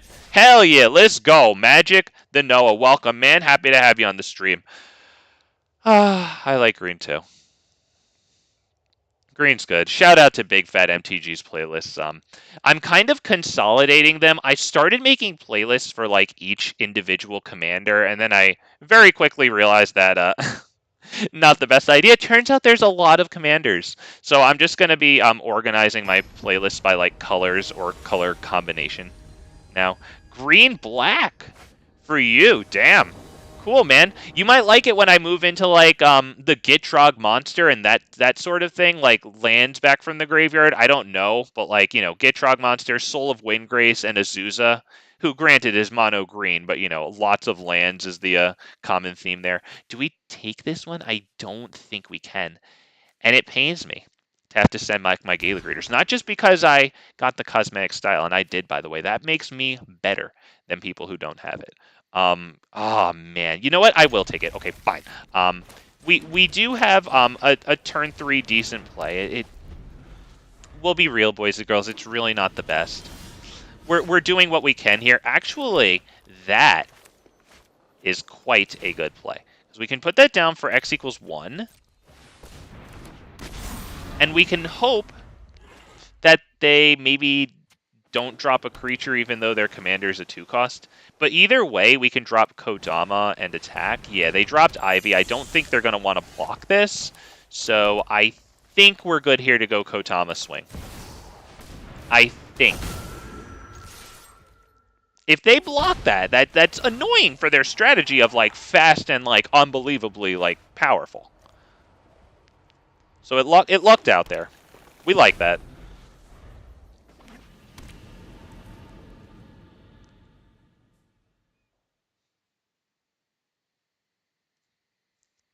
What do we do here? Because if I play this enchantment on my creature, Ivy counters it, and Ivy also gets an instance of it. That's really tough. That's really tough. The good news is that it only copies things with a single target, so stuff like fight spells won't be Okay, so they draw a card off of the Curious Obsession. My favorite green card is oh, that one was good. Was that you who I played in that game? Were you was that you? You played it like a couple awake in the woods. You got some freaking great use out of that, my dude, by the way. Okay, we'll do that. We proliferated. It's only one thing, but you know what? That's more than 0 things, okay? And then we're going to proliferate again, and then we're going to get this down, which is pretty cool. Next turn, I think this will be pretty good. Hydra's Growth, +1/+1 counter on enchanted creature, and then we start doubling the counters. As much as I'd like to put it on this because it already has a start with the +1/+1 counters, it might be best to put that on maybe Evolution Sage. All right, they tapped out again, and they actually kept that untapped, interestingly. Oh, yeah, that's right. I can't do Hydra's Growth. My bad. Yeah, because Ivy. Okay, so they lost Curious Obsession. Honestly, that's fine. They're sitting with a nice cards in their hand. They're looking good. I think we do this. The thing is, I can't put freaking Hydra's Growth on Ivy because it's gonna double the counters starting on their upkeep, right? And like it's a flyer here. Like that's gonna be bad, man. That's gonna be big bad. I think we do that. Target up to 2 creatures. Oh, shoot, that happened. Oh, shoot, okay, yeah, my bad. I'm like, what the heck? Why did that work? Okay, yeah, because we proliferated including that. Okay, silly. Okay. Well, we attack. That's right. Yeah, okay. Yeah, Proliferate affects that too. Okay. Okay, we have Trample here, so they do prevent 1 damage. Good, of course, by them. But we also get our damage and our land, and therefore our Proliferate.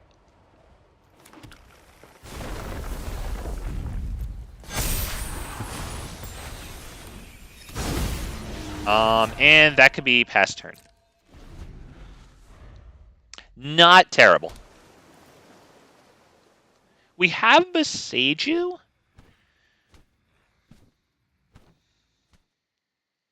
We have to consider whether Boseiju is good for the Jesus, all right, for the Proliferate, which is pretty good now because we have 3 things to proliferate. All right, Toski's now flying. We do have a reach blocker and a flyer ourselves, but we're not blocking this with this. Don't think we could do that.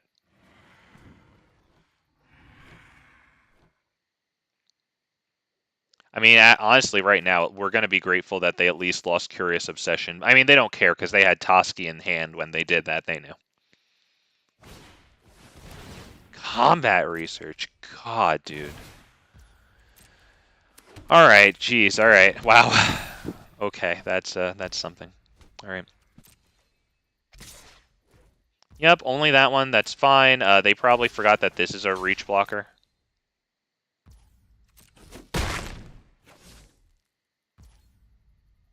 Oh, wait, sorry. Toski has to attack. My bad. Yeah, that was silly to say. All right. Yeah, it was a pleasure playing you too. Okay. Hell yeah, Sean Rover. Let's go, boy. How you doing? Welcome back. Happy to have you, dude. Honestly, don't get your hopes too high up, okay? I'm running Kodama of the West Tree, stupid idiot brew. That means big fat MTG, noted illiterate, noted moron, noted shunner of anything that involves reading, okay? Tried to put this one together. He sorted by rare and mythic and then put in counter and proliferate and something else that he forgot, all right? That's what I did.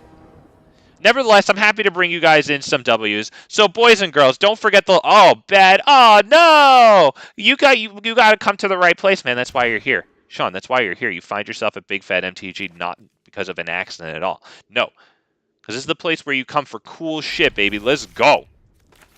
I wonder, are you excited for a new Fire Exa there? But oh wait, sorry. Before I was gonna do the spiel and ask for likes. Okay, can I please have likes, por favor? Yeah, that's all. Thank you. It really helps the channel grow. Obviously, you know, I'm sitting here playing my my little take on my brainless little take on this before I start looking at more people's videos and seeing what the heck to do. That thing dies. That stinks. Do we drop Commander? I don't know if it's super worth it. You know what? We can give it a try because they had the 1 mana, first of all. Second of all, we could bring Toski down next turn and at least get a payoff out of Toski, even if we don't get a payoff out of the Commander itself. It looks like we might just do that too. So let's be happy, okay? Something happened. That's cool. We could put Blanchwood Armor right now and do that. I'd rather get Toski down. Get some card.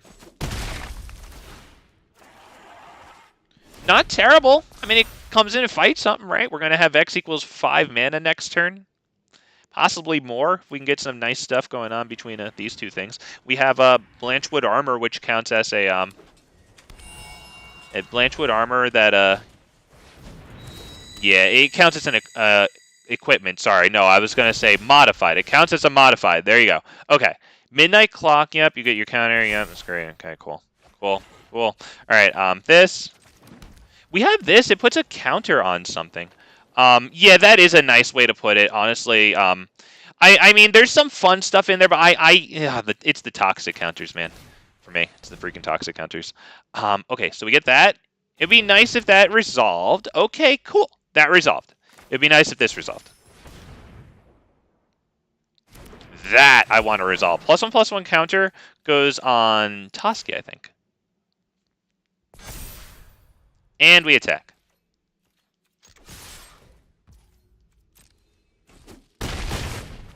Have a great... Thank you, sir. Have you...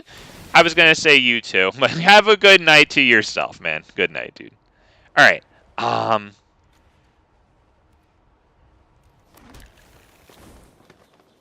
Okay, we get some cards. Well, somebody at Wizards of the Coast is convinced that poison counters is the greatest idea, and they just will not be told that they're wrong. This is a pretty good combination because Hardened Scales increasing counters doled out this, right? Yeah. Whenever a land enters the battlefield, blah bitty blue blah blah. Okay, hang on a second. We're going to have 1, 2, 3, 4, 5, 6, 7 capacity for mana when we drop this. So we could do X equals 5. This would come in with 5 plus to 6. That is not enough to fight that. All right, so, yep. Draw a card. Yep, nice and annoying. Fine, we do that. We do that first, right? Hang on, I really got to think about this one. Okay. So the +1/+1 counters go on you, I think. Right? You? Let's put them on let's put them on you for right now, honestly, because you're indestructible. You'll like that. Do we put Blanchwood Armor down? Yes. On who? On Tusky as well? Because Tusky might be the only one attacking here. Let's put it on this. Yeah, let's put it on this. Because they might block Tusky, and then we can get a nice fight with Voracious Hydra. Oh, shit. Alright. They say that when you drop Tiamat, you win the game. I don't know, you should have... Hey, E-Rock over there. Hey, E-Rock. When you drop Tiamat, do you win the game?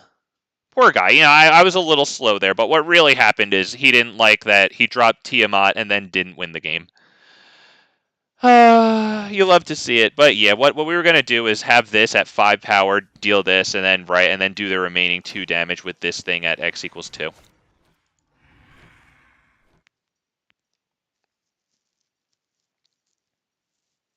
Have I seen the new card, Crawling Chorus? You know what? I actually really like that card because I like those little like decks that you want to kill your card so that way like the opponent can lose 1 life and you gain 1 life. And there was this card Hunted Witness back in like Ixalan War of the Sparks somewhere around their standard, and when it died like it made a creature, and that card is a little better because the creature that it makes I think has Toxic, right? I don't know if it itself has Toxic. The art is really cool. Yeah, dude. I like that card a lot actually. Yeah, not gonna lie, like, it's weird, because, like, I don't like the poison counters at all, yet I honestly like a lot of the cards in this set, but, like, yeah, it's cool, it's also degenerate, it's got an interesting mix of stuff there. We have to mulligan that, I think. There's just not enough options there. We go first, which is probably the only saving grace here. Otherwise, that really wouldn't be a good hand with nothing until turn 3, of course.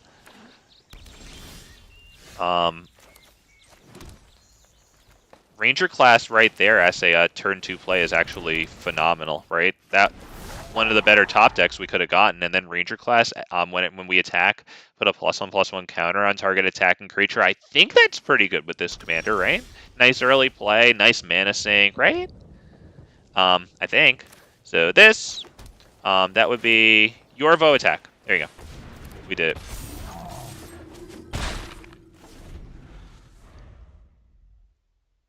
I love a lot of the art for this set, not gonna lie. Like, just despite how I feel about the poison counters, I still like it a lot. And to be honest, like, that's what these, you know, these corporate scumbags are doing, you know, lure you in with the freaking power creep. But nevertheless, you know, I mean, it is pretty freaking cool what's going on. So we do that, right? Or do we do evolution stage first? No, that. Okay, this. And we swing with Yorvo. Boom, Yorvo.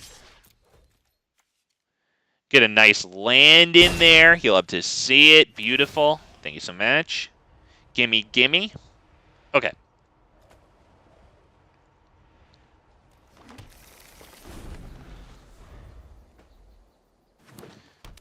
So what is it? We have 1, 2, 3, 4, 5, possibly 6. Okay, what do you do? Counter on each creature and blah for each loyalty. We might need to get us at that ASAP as possible. And I've got myself an idea. Blanchwood Armor. Well, okay, let's start with this, honestly. So this, blah, blah, blah. Now, Blanchwood Armor on Commander. Is it on Commander or is it on Wolf? I think it's on Commander. Now Commander big. Yorvo big enough once it accepts the counter there. We block that. We kill that. Or, no, we won't kill that if we do this. So we attack that. And I'm not even going to attack with that because they'll just let this go through. So, yep, on Yorvo. There you go.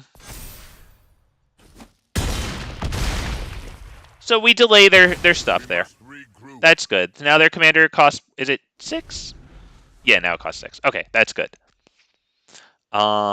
Okay. Beast Whisperer is pretty good. That might need to die.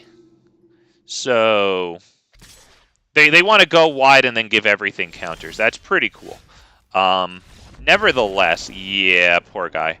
I think I wanted Beast Whisperer there, honestly. It would have been slower. I was debating Evolution Sage.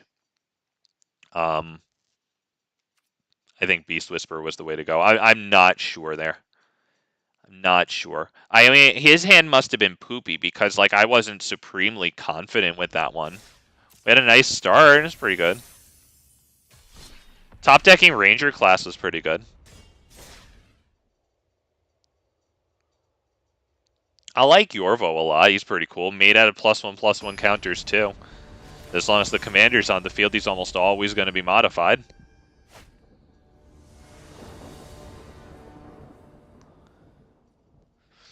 Huh.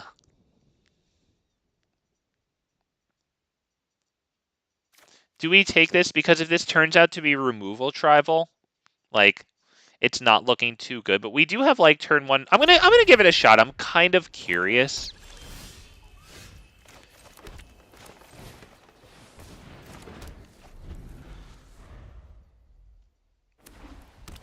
This is going to be nice with bringing our Hydras onto the field. Not bad. That's a pretty cool card. I used to see it so much back in War of the Spark Standard. Cool story. Okay, whatever you say, Boomer. Okay, I get it. Yep. We do that. And we pass turn. There you go. Okay. Okay, that is something that we can kill. So we can play this for X = 1. It'll actually enter with 2 counters because of Hardened Scales. And that dies. Because I believe that's what needs to happen. Yes? Yes, because if I just play this, then it dies and we don't even get a payoff out of it. So that, X = 1. There you go. It enters with 2.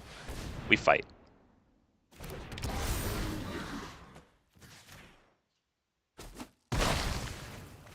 I swear to God, every single time I see this thing, I get, like, results out of it. I swear. Oh my God. Oh, are these, like, bots or something? Was that bad? He must have been land screwed, honestly. That must have been it. Poor guy. That's a nice land, though. That's mad nice. Okay.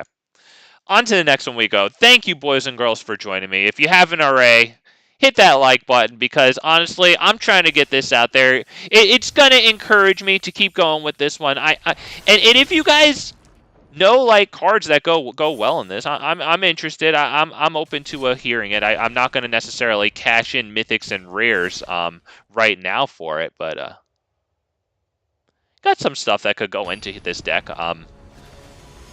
Things that you know, maybe their power and toughness grow according to the number of lands you have down. What the hell, Morrow, I think it's called, like a mythic from Dominaria, not Dominaria United. I think we can take this. It's not terrible. Oh, we're up against Rusko. Oh, my bad. Yeah, yeah, sorry. Yeah, what was I thinking? Okay, we'll wait till he goes. The moment I know that he's thought through his plays, there you go. Bye-bye. Sorry, I just didn't realize that it was Rusko. I was, you know, kind of on a roll playing real opponents there. Wow, Rusko? Oh, okay. You don't want to play Magic. I got you. I got you. That's no problem. If you don't want to play Magic the Gathering, It's fine, because it's the exact same thing for me. He loses out, but it's the exact same thing for me. All of my cards just wind up in the toilet, la basura, whatever. All the same. The only difference is that he doesn't get to cackle with glee, constantly freaking denying me from doing anything. I just do it to myself. I know the outcome. 60, 70% of the time, I know what's going to happen. I got you. I got you. Let me make this easier for everyone here. We'll go first. I like this hand. I think that's Arcane Signet before this. Is it? Oh, shoot. We're up against Rusko again. Jesus Christ. Wow. Yeah, I swear to God, Rusko is the only one that I'll face, like, twice, maybe even 3 times in a row. Like, Jesus Christ. Okay. Yep, happy to do that. And by the way, boys and girls, the reason, just for any new viewers here, welcome, but the reason that I don't just concede to Rusko players, but I wait like that, is because the cruelty is the point. You gotta fight fire with fire, boys. They want to be degenerate? Big Fat MTG has degenerate. You wait until you know that they mapped out their plays and they spent energy to do that, and that is the moment that you concede.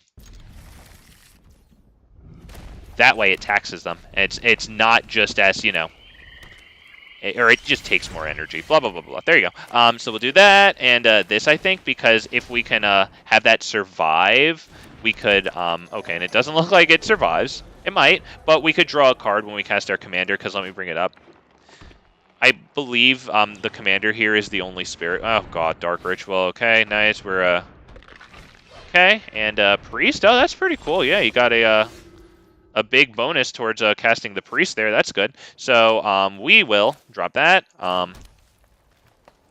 believe that's probably Commander and Elvish Mystic, so at least we have something to...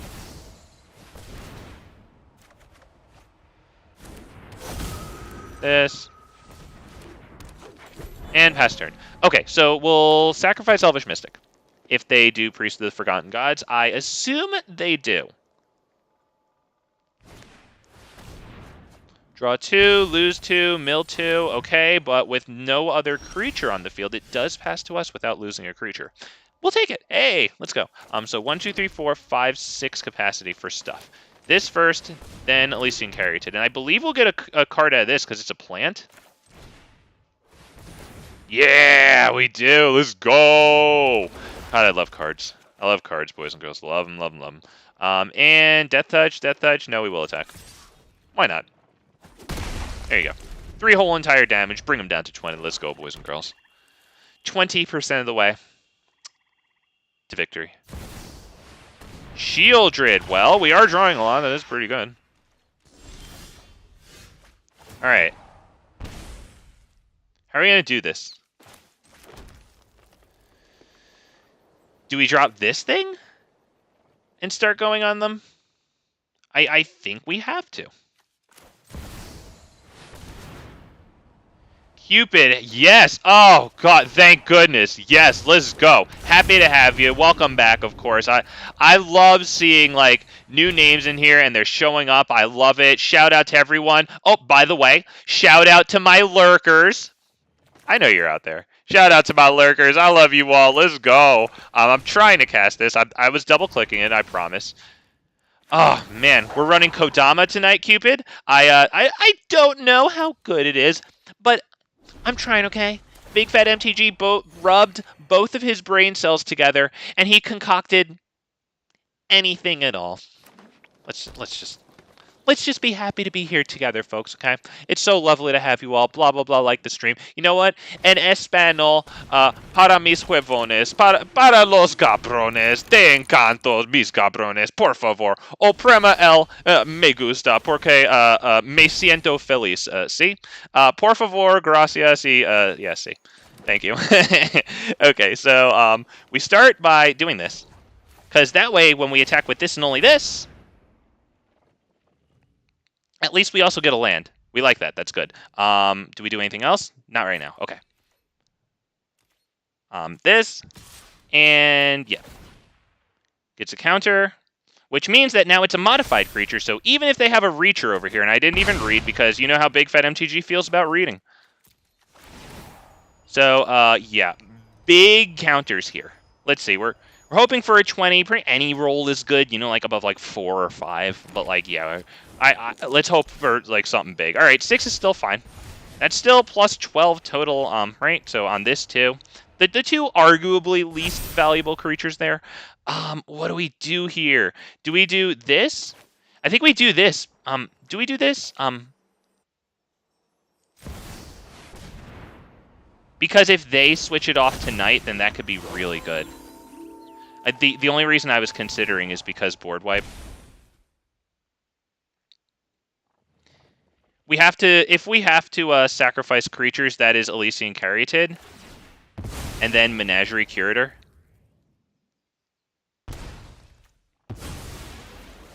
It sucks because the Caryatid here does dork for 2 mana, but, you know, if we can bring down a bunch of lands with our commander, that's not the worst thing. And obviously, they just tapped, like, all their... Oh, sorry. That was my end step. Okay, yeah, they just tapped their mana, but end step, yeah, sorry. Okay, well, they're adding creatures to the battlefield, so I don't know if they're going to wipe the board. All right, well, we got to do big things here. Big stuff here, boys and girls, big. How big? Maybe this big? Is it that big? Let's start with Nissa, honestly. Nissa's a little better here. Okay, Nissa. Untap. Just so that we could probably swing in all at once here. I don't know if we're going to win, but we should devastate their board state. That would be this, honestly, too. The reason that I'm doing this is so that we can sacrifice it to this thing. Just have something useless down. Now we do Blanchwood. Blanchwood goes on, you're a flyer. They won't like that. Alright, and we swing. This too, why not? It's a flyer. Alright. You. I don't even want Shieldred blocking that. At least not clean. No. I don't know what they have going on here. This taps. This taps. This food. Oh, that's food. Okay. Well. I don't know if they're going to make it through this one. All of our modified creatures have trample. Yep, we knew that was going to happen, so we just sacrificed that, so that way we don't sacrifice an attacker. Okay, I mean, they got 2 mana out of that. That's pretty cool. Gain 3 life, a little desperate. We'll see, do we win? Oh, do we win? Ah, boys and girls, do we win? And we're not talking shit, okay, because we would immediately eat that shit in the next game. I am taking my fair share of lumps here, but I'm not going to lie. Happy to bring in some W's. Oh, let's go, boys and girls. This commander, I like the little guy, right? He's a cool little guy. I could make freaking colorful thumbnails. I like that stuff, you know? Oh, God. I think my text on today's thumbnail could have stuck out a little more. No one gives a shit. Move on. Okay, whatever. I just like the freaking colors. Sorry, all right? Sorry. All right, the Doctor Strange running Domri Anarcha Bolas. Shout out to one of my viewers, maybe Moria, but I know that one of you runs a Domri Anarcha Bolas commander for dinosaurs. That's cool. So good stuff to you, wherever you are.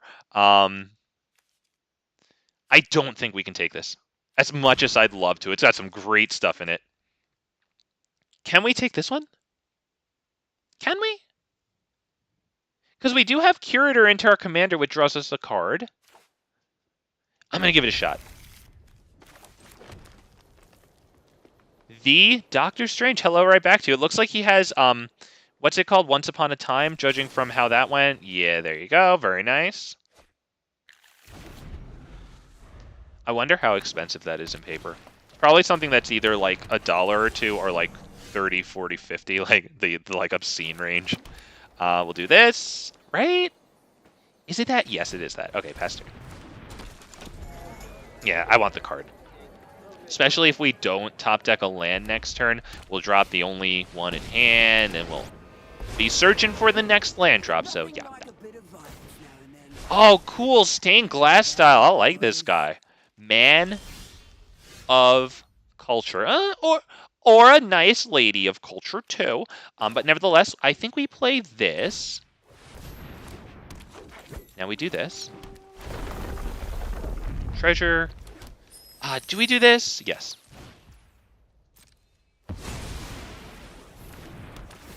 I know that we forsaked the land drop there. But I think it's for a good cause, okay, boys and girls? What do we do here? What do we do? Do I cast the command? I think I would have to cast the commander with this and really hope for the land drop, because this is mana capacity number 4 here atop our 3 lands. And I need 5 in order to play Kodama and then do the Ranger class thing, so I can put a counter on the attacker. It has Death Touch, annoying. Looks like they might get a fight off with that, which actually really sucks. Because, yeah, that Menagerie Curator is good. The Tireless Provisioner is good too, though. The Menagerie is honestly a little better, though, to kill, I think. He doesn't know my hand, though. He doesn't know I don't have lands. Alright, so he gets that one, which is better for us, because, like, you know, it kills one of his things there. Like, that is pretty good. Okay, we got the land. That's actually freaking phenomenal, because now we can do this. This. Draw the card there. Beautiful. Oh, God, you love to see it. I do love to see it. God, yes. Okay, land. Oh, shit! This is gonna only be tapped for creature spells, damn it. Okay, that's poop. That sucks. Okay, that really sucks. That really sucks. Oh, damn it. Okay. I'm sorry. Oh, that sucks. Okay, that's annoying. Alright. Nevertheless, next turn. God, I have to remember that. Yes, it can only be used to cast creature spells. Oh, that sucks. I wasn't gonna attack with that. Damn, okay. It might just be Blanchwood Armor. If they minus their commander here, it'll die and they'll have to recast it for 5, which is perfectly fine, of course. Okay, they have 6 capacity for mana here.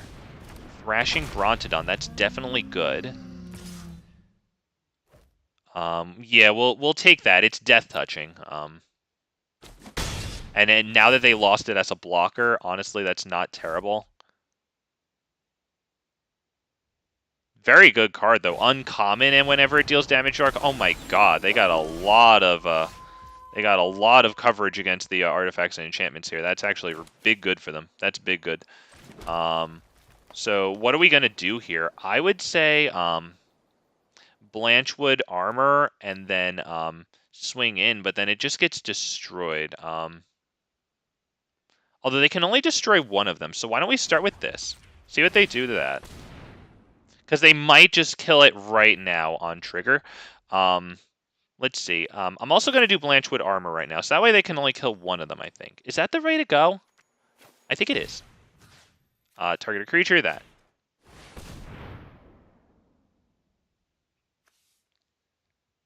This honestly is not feeling very good to me right now, not going to lie. Okay. Yep. And we'll attack this at face, honestly. And then even if they kill it right now, or they kill the Blanchwood Armor, it's still going to accept the +1/+1 counter here, so at least it'll be a 4/4 to trade with Thrashing Brontodon at that point.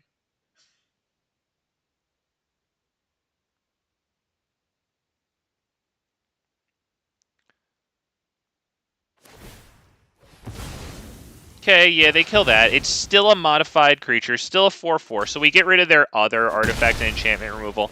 So Ranger class lives to see another day. Do I drop this at X equals 0? No. I think I might want it. The card might be nice. I still get the card from dropping the commander again. We won't answer to other gifts.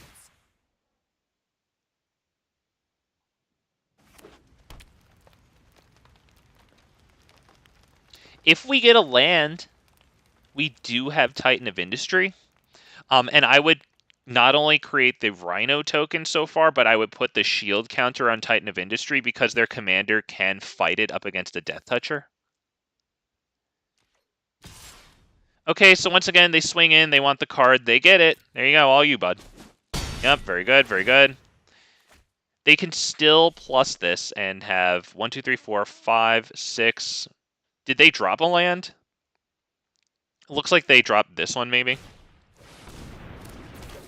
Wow. They must have just drawn that because it has haste and a mana ability. That's pretty phenomenal, not gonna lie. What do we do here? Do we drop this for X equals pretty big? Do we drop Titan of Industry? I kind of like the Titan of Industry here. Right, and then we can get the Rhino and the Shield. Shield counter goes on you. And that would be no attack.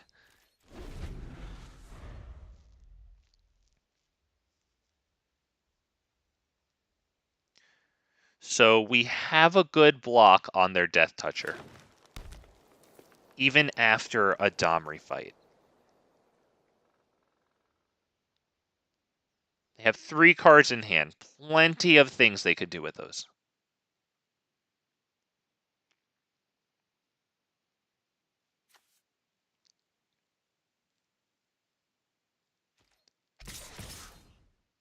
Wow, they attack.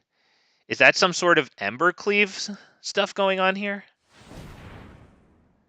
I am blocking the Death Toucher with is it with Titan of Industry? Because we're really smelling the Embercleave, right? Oh, come on, man. Don't freaking freeze me right now. Come on, dude. Ah, billion-dollar company, by the way.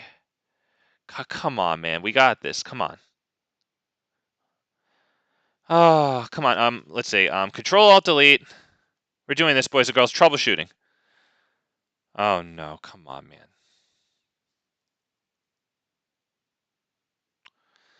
All right, well, thank you for your patience as we sit here and wait for, oh, God. Successfully connected? Okay, well, hopefully hopefully we're back.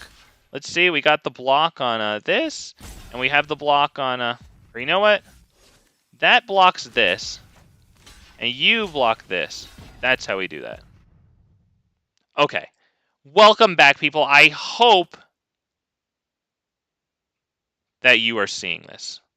I honestly don't know if you chat to me, if, like, I'll even be able to see it now. The last time something like this happened, I couldn't see chat after I reconnected. Maybe the URL changed or something. I can't believe he just let that thing die like that. Is that right? Did I disconnect from this game? No, that's weird, because this is card advantage. I'm shocked he did that. Is he going to wipe board? If he is, why didn't he attack with this? Did he think I was just going to chicken shit out and let him attack in? He's looking around like he's about to concede. Like, this is like, what am I going to do type of panic, right? It might not be. Okay, it turns out it isn't. It's I'm going to kick your butt panic, but nevertheless. We still have this, which is really good because we can bring in the commander and then swing. Robber of the Rich. Wow. Main phase 2. All right. Well, we are going to drop a Kodama. This doesn't have a... Okay, so we're going to drop Kodama. We are going to attack with this against their Planeswalker. That should get the block.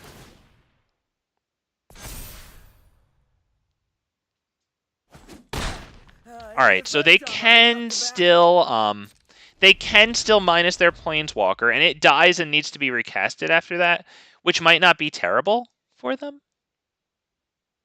It would be expensive. Alright, that's definitely annoying for me. Very good for him, of course. Creatures you control get +1/+0. Beautiful. Damn. Then he gets one of my cards. What was that? That is just a forest. Okay, yep. Okay. I would assume he doesn't do the fight here, so that way next turn he can get the fight off and it still lives? Although if he fights now, yeah, then next turn he can just cast it fresh and then get another fight. So he must have misread that, because that might get a concession out of shame. To be perfectly honest, that was kind of shameful. I think we drop this and then get the, yeah, poor guy. I'm not even gonna, poor guy, that sucks. I do want the land here, though. So we are gonna do it. And he can bring in his commander and then fight this up against my guy here, but then his creature dies, and, you know, he's relying on his top decks at that point. And we pray that they aren't that good.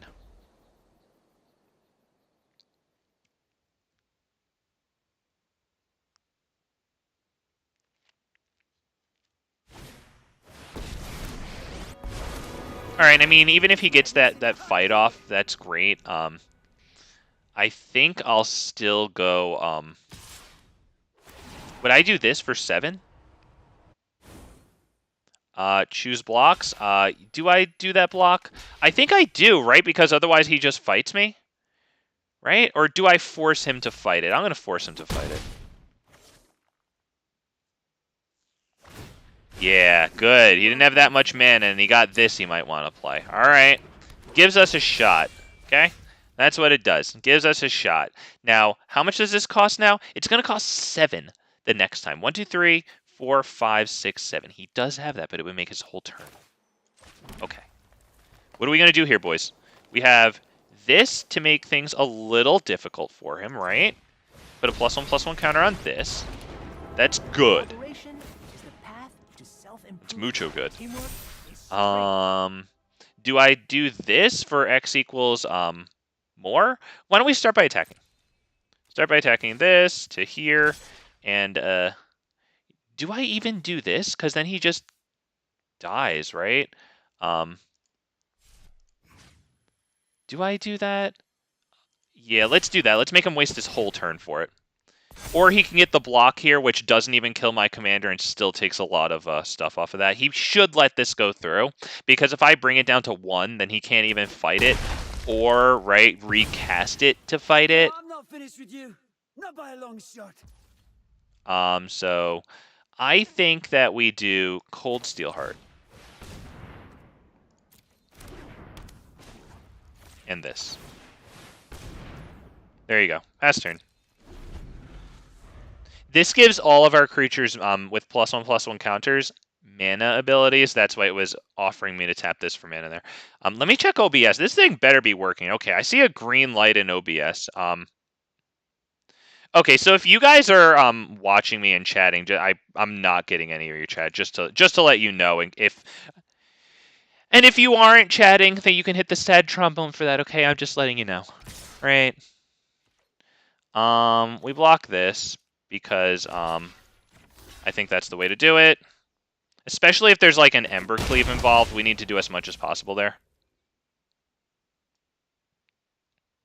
And now he can, what? Pay all of his mana, bring Domri in, throw everything at a wolf token. Doesn't that do something good when it enters? When it attacks or becomes the target of a spell. To each opponent? Oh, that's pretty darn good, not gonna lie. Okay, and we don't actually have anything there. But we do have big attack, which is kind of nice.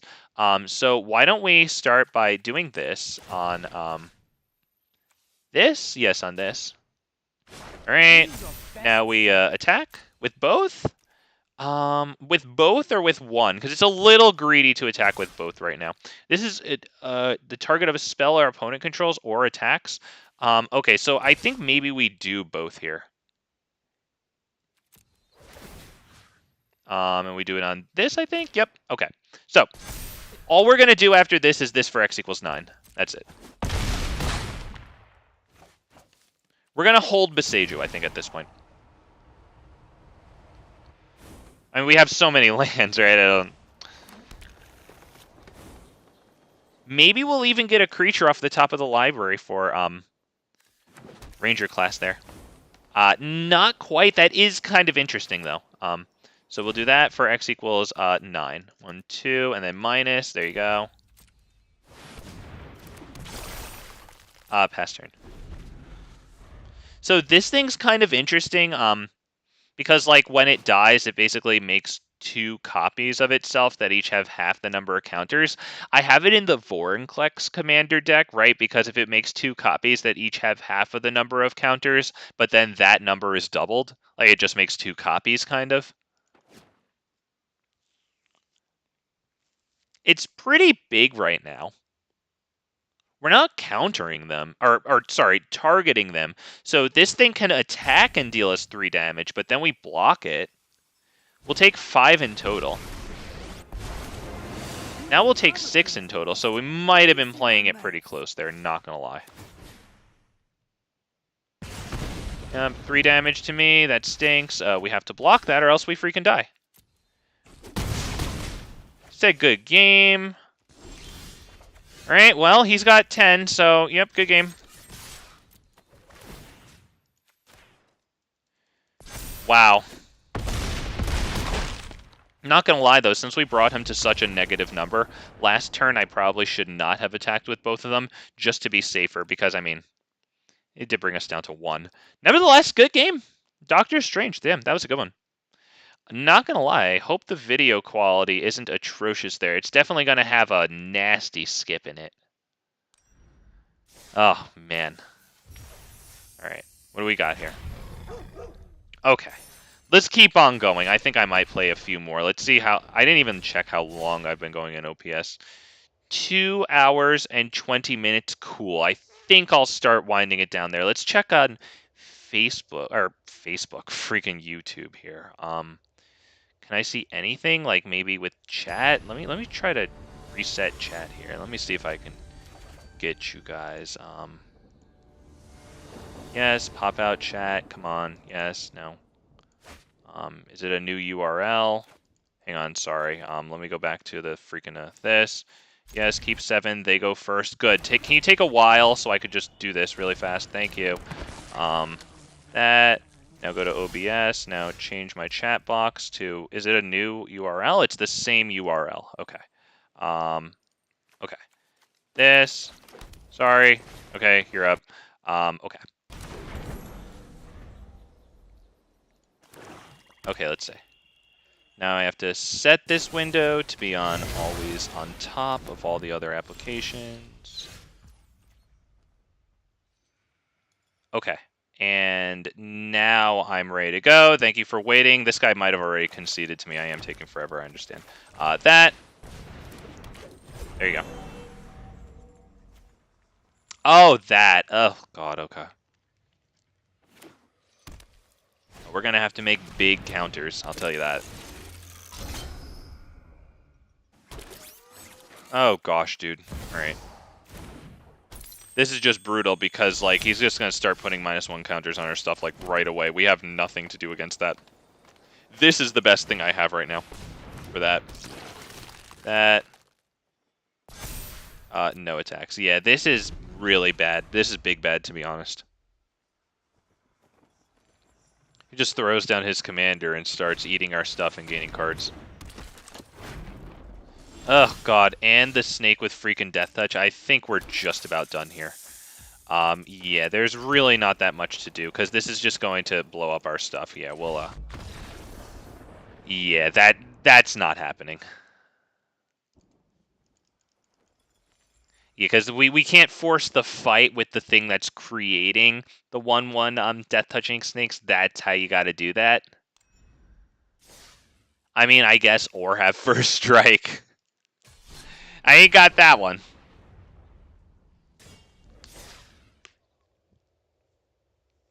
Oh, man, let's keep going. But once again, thank you guys so much for stopping by. Appreciate everybody's time.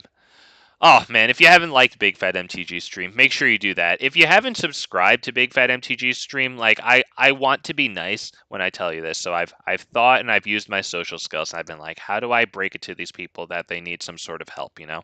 And I think just really just trying to be light about it and being like, haha, go see a doctor, you know? Like, I think that's the best way of telling you that you probably need a medical professional to run a series of tests on you to like confirm what's going on. You know what I mean? Because if you're not subscribed to Big Fat MTG, you're missing out on dinosaurs like Jishath, the Tarask, Galta, Historic Brawl there. I do have a backlog of stuff in Explorer, so you can see that too. I got Jund Dino, Naya Dino, Gruul Dino, the traditional, got to be checking out that stuff, man. So, yeah.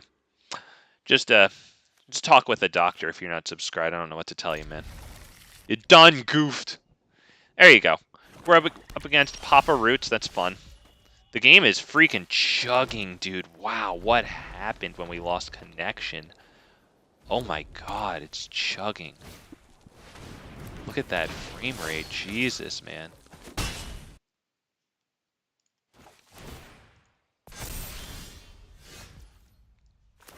We'll do that. Do we do Quirion Beastcaller? Because it probably just straight dies. I think Ranger class might be better. Right? Because they're going to want to kill whatever stands in the way of that to get another swing.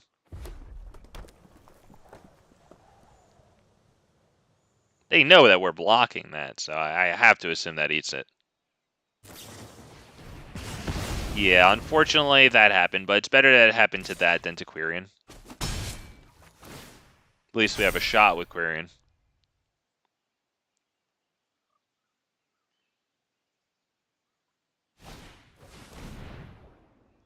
Non-land, exile that card. Okay, yep, nice. They do have a bunch of good choices here. I would imagine anything but Invoke the Ancients can go. Maybe Renata doesn't go either, but like Tireless Provisioner, Beast Whisperer. Probably out of those two. Okay, yeah, Beast Whisperer goes. Alright, I say it's Quirion Beastcaller still. And then next turn, we can drop the commander. This thing gives itself a counter. It's now modified. Swing in. That's ideal. Well, now they have that, so. Yeah, this ain't looking good. We're going to die to basically that thing, which sucks. Rishkar is good because it's going to put 2 counters. One and one. There you go. Yep, so 2 counters. That's 2 more creatures with mana abilities. We will not attack there. Do we attack? No. Because it blocks the 4/4 at this point. Although, when the 4/4's ability goes on the stack to deal 4 damage anywhere, can it do it to the 3/3 before Quirion Beastcaller's counters go on it?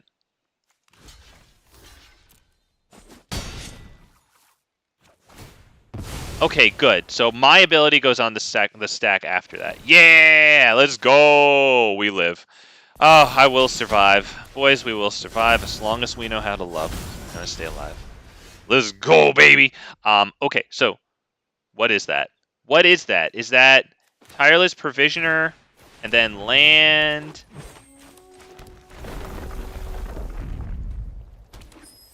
And then do we do this?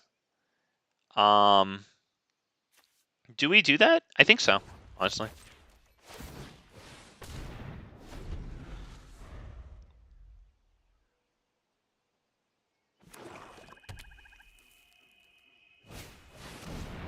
Jesus, Gilded Lotus, wow. And Braids, oh my god. Alright, so I would assume maybe they sacrifice a creature. Maybe that creature is Atsushi. Right, get some nice on-death effects from that.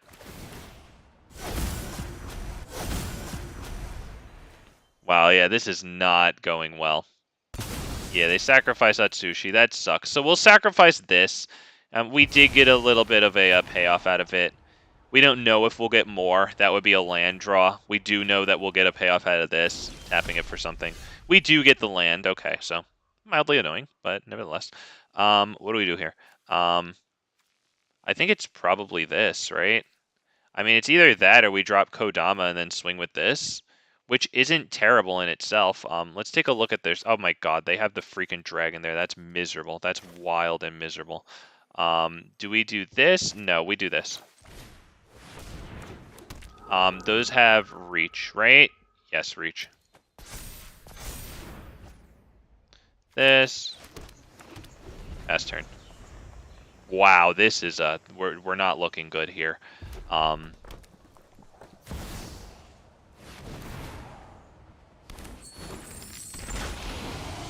The only good news is that that damage will probably go to our face. Yeah, because it's 3 damage. That still sucks.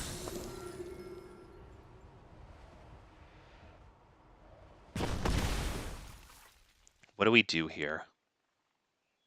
I mean, we pretty much just lose, but what do we do here exactly?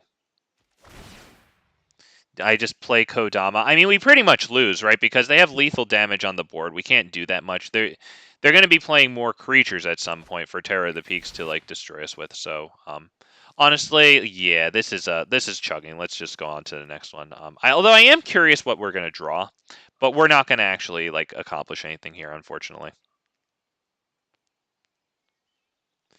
I mean, if I draw a land, we might have something to do with Titan of Industry, because we could destroy Artifact there, and then we could probably gain life with it. Well, there that one goes.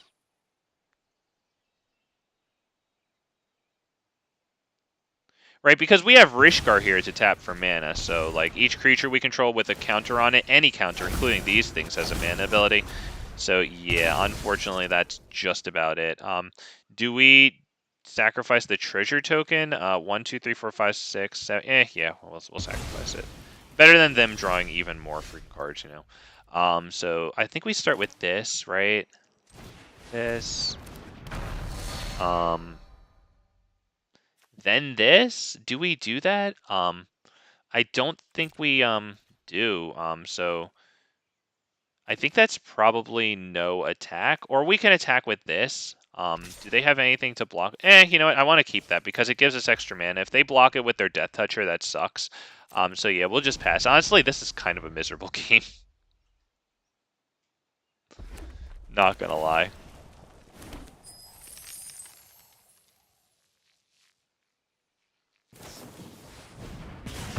Alright, that one gets blown up.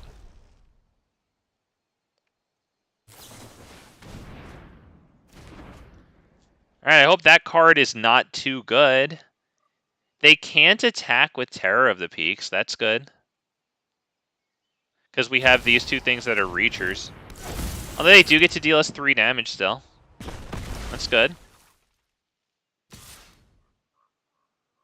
That's pretty psychotic of you, buddy.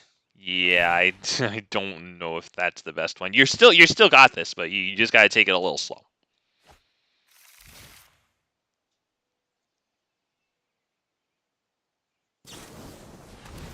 Okay. Yeah, that's that was miserable. Okay, on to the next one, boys and girls. Wow. I'd like the frame rate to pick up a little bit too, not gonna lie. That's okay. Alright. Let's finish this one out. If not strong, then more than weak, okay, boys and girls, because we're in Kodama of the West Tree. We're trying our bestest. We're getting our butts kicked. That's okay. We got some W's. We've got some work to do. I don't know what. I know that there's this green enchantment. I think it costs like 6 or something. I just read it. Was it called Primeval Bounty or something? It's like a jumpstart mythic. And it has like a landfall, but it's like whenever you cast a creature or cast a non-creature or like drop a land, then you get like whatever abilities out of it. Okay. Is this it? Is this it? Because we gotta get... This doesn't actually, like... Yeah, I think we have to do that. Because the Scavenging Ooze doesn't get counters unless, like, they have a creature on the field. Or in their graveyard, sorry. Is this one good?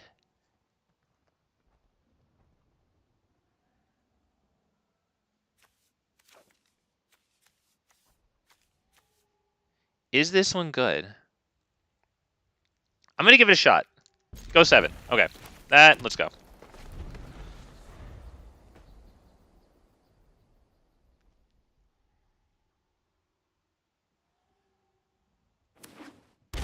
Okay. Yes, please. God. Okay. Okay.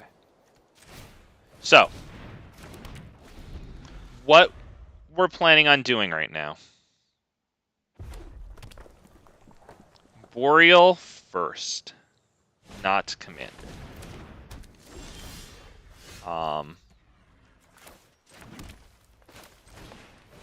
Because then, after this, we drop Commander, we drop a land, we put the +1/+1 counter on this, and we swing in.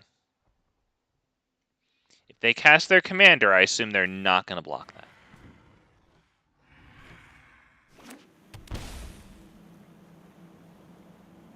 Might eat some removal.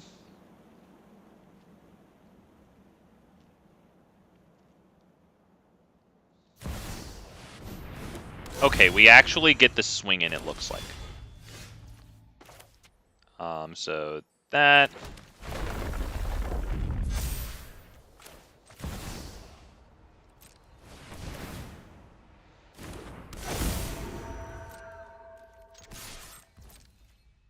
It'd be nice if they accidentally blocked with their 1/1 Shrine. Okay, they just read the thing. I don't think they're gonna mess up. There's no way they block with their commander here, right? Because they ramped to do that. You know what? We're gonna let that happen because we have Tamiyo Safekeeping. I don't think I blow it on that one. I'm shocked. I can't believe they blocked. Wow. Okay. And they ramped for that too, right? They paid the 2 life to get that thing down. Okay. I mean, it does prevent us, of course, from getting a land. Which would then, you know, trigger this again. Yep, okay. That's the add mana shrine, so that's going to be pretty good next turn.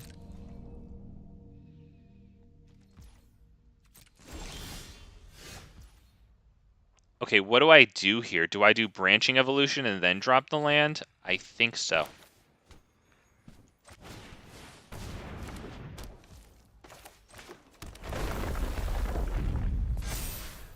And we swing. And then it swings, it brings down another land because of its ability. We get more of that. And we have Tamiyo's Safekeeping, which is like right now, since we're getting a lot of counters on this thing, a lot of eggs in one basket. Oh yeah, you better believe I love having protection for all of my eggs that are in one basket right now. Come on, tap out for your commander, no land drop. Come on, baby. Oh, okay, fine. Still tap out for your commander and then just do nothing afterwards. Okay, that's good. Yeah, that's pretty good. They get more value out of, yeah, casting enchantments. Good stuff.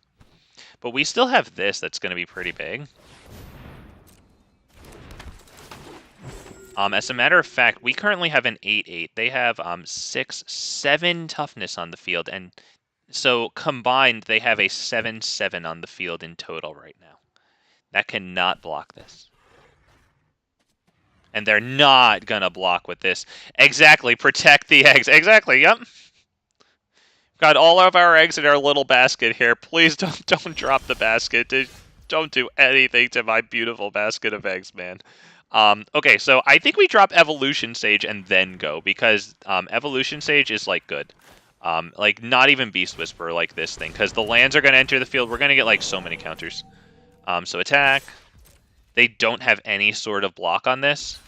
Alright, they're going to realize that this has Trample. Oops. Oops, yeah, you saw that. Oops, poor guy. I think we're going to end it after this one, too, so, if he concedes, I'm still going to end it. I'm sorry. Actually, we have to do it on that one. Yes, that way when we proliferate now, everyone gets... Yeah. Yeah. Oh, poor guy. He's looking there. He's learning what some enchantments do. He don't have that one. He's an enchantment guy. This is outside of his realm, though. We're feeling pretty good. He only got 2 mana out of that because he only has 2 shrines here. His commander costs 6. He goes for Sanctum of All. Whoa, is it that and then concede? I mean, he can block lethal damage right now unless we drop a land. If we get a land, that's it. Oh, that's the concession. What are you going to do? Are you going to wipe the board on 2 mana? What are you going to do? You just lost 4 toughness. Oh, okay, that has lifelink. Oh, okay, that's pretty good. Yeah, okay. Oh, no. That's it, boys and girls. There it is. Good game. Oh, we win. God, you love to see it. You love to see it. You love to see it. Oh, God.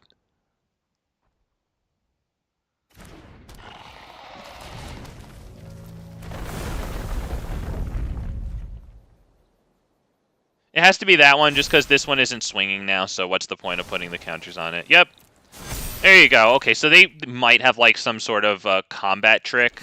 Like, I'm smelling the swords to plowshares here. Okay. There you go. Eggs in a basket. It's greedy. But you know what? People are greedy for a reason. It does work out sometimes when they're sitting there, you know, they're chasing the god of greed, avarice there. There's a reason for it.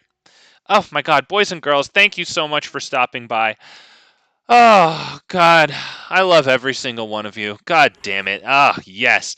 Happy to bring my little commander there, a little cool guy there. Let's bring him up there again. Where are you? There you go. Look at that handsome fellow.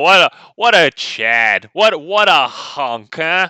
There you go. Thank you all for stopping by, boys and girls, so much. Lovely having you. Lovely talking to you.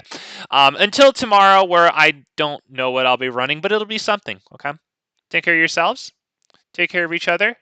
Thank you so much. If you liked my stream, if you subscribed, and yeah, until the next time on the worst Magic the Gathering stream on the internet. It's been lovely having you all here with me. Bye bye now, everybody.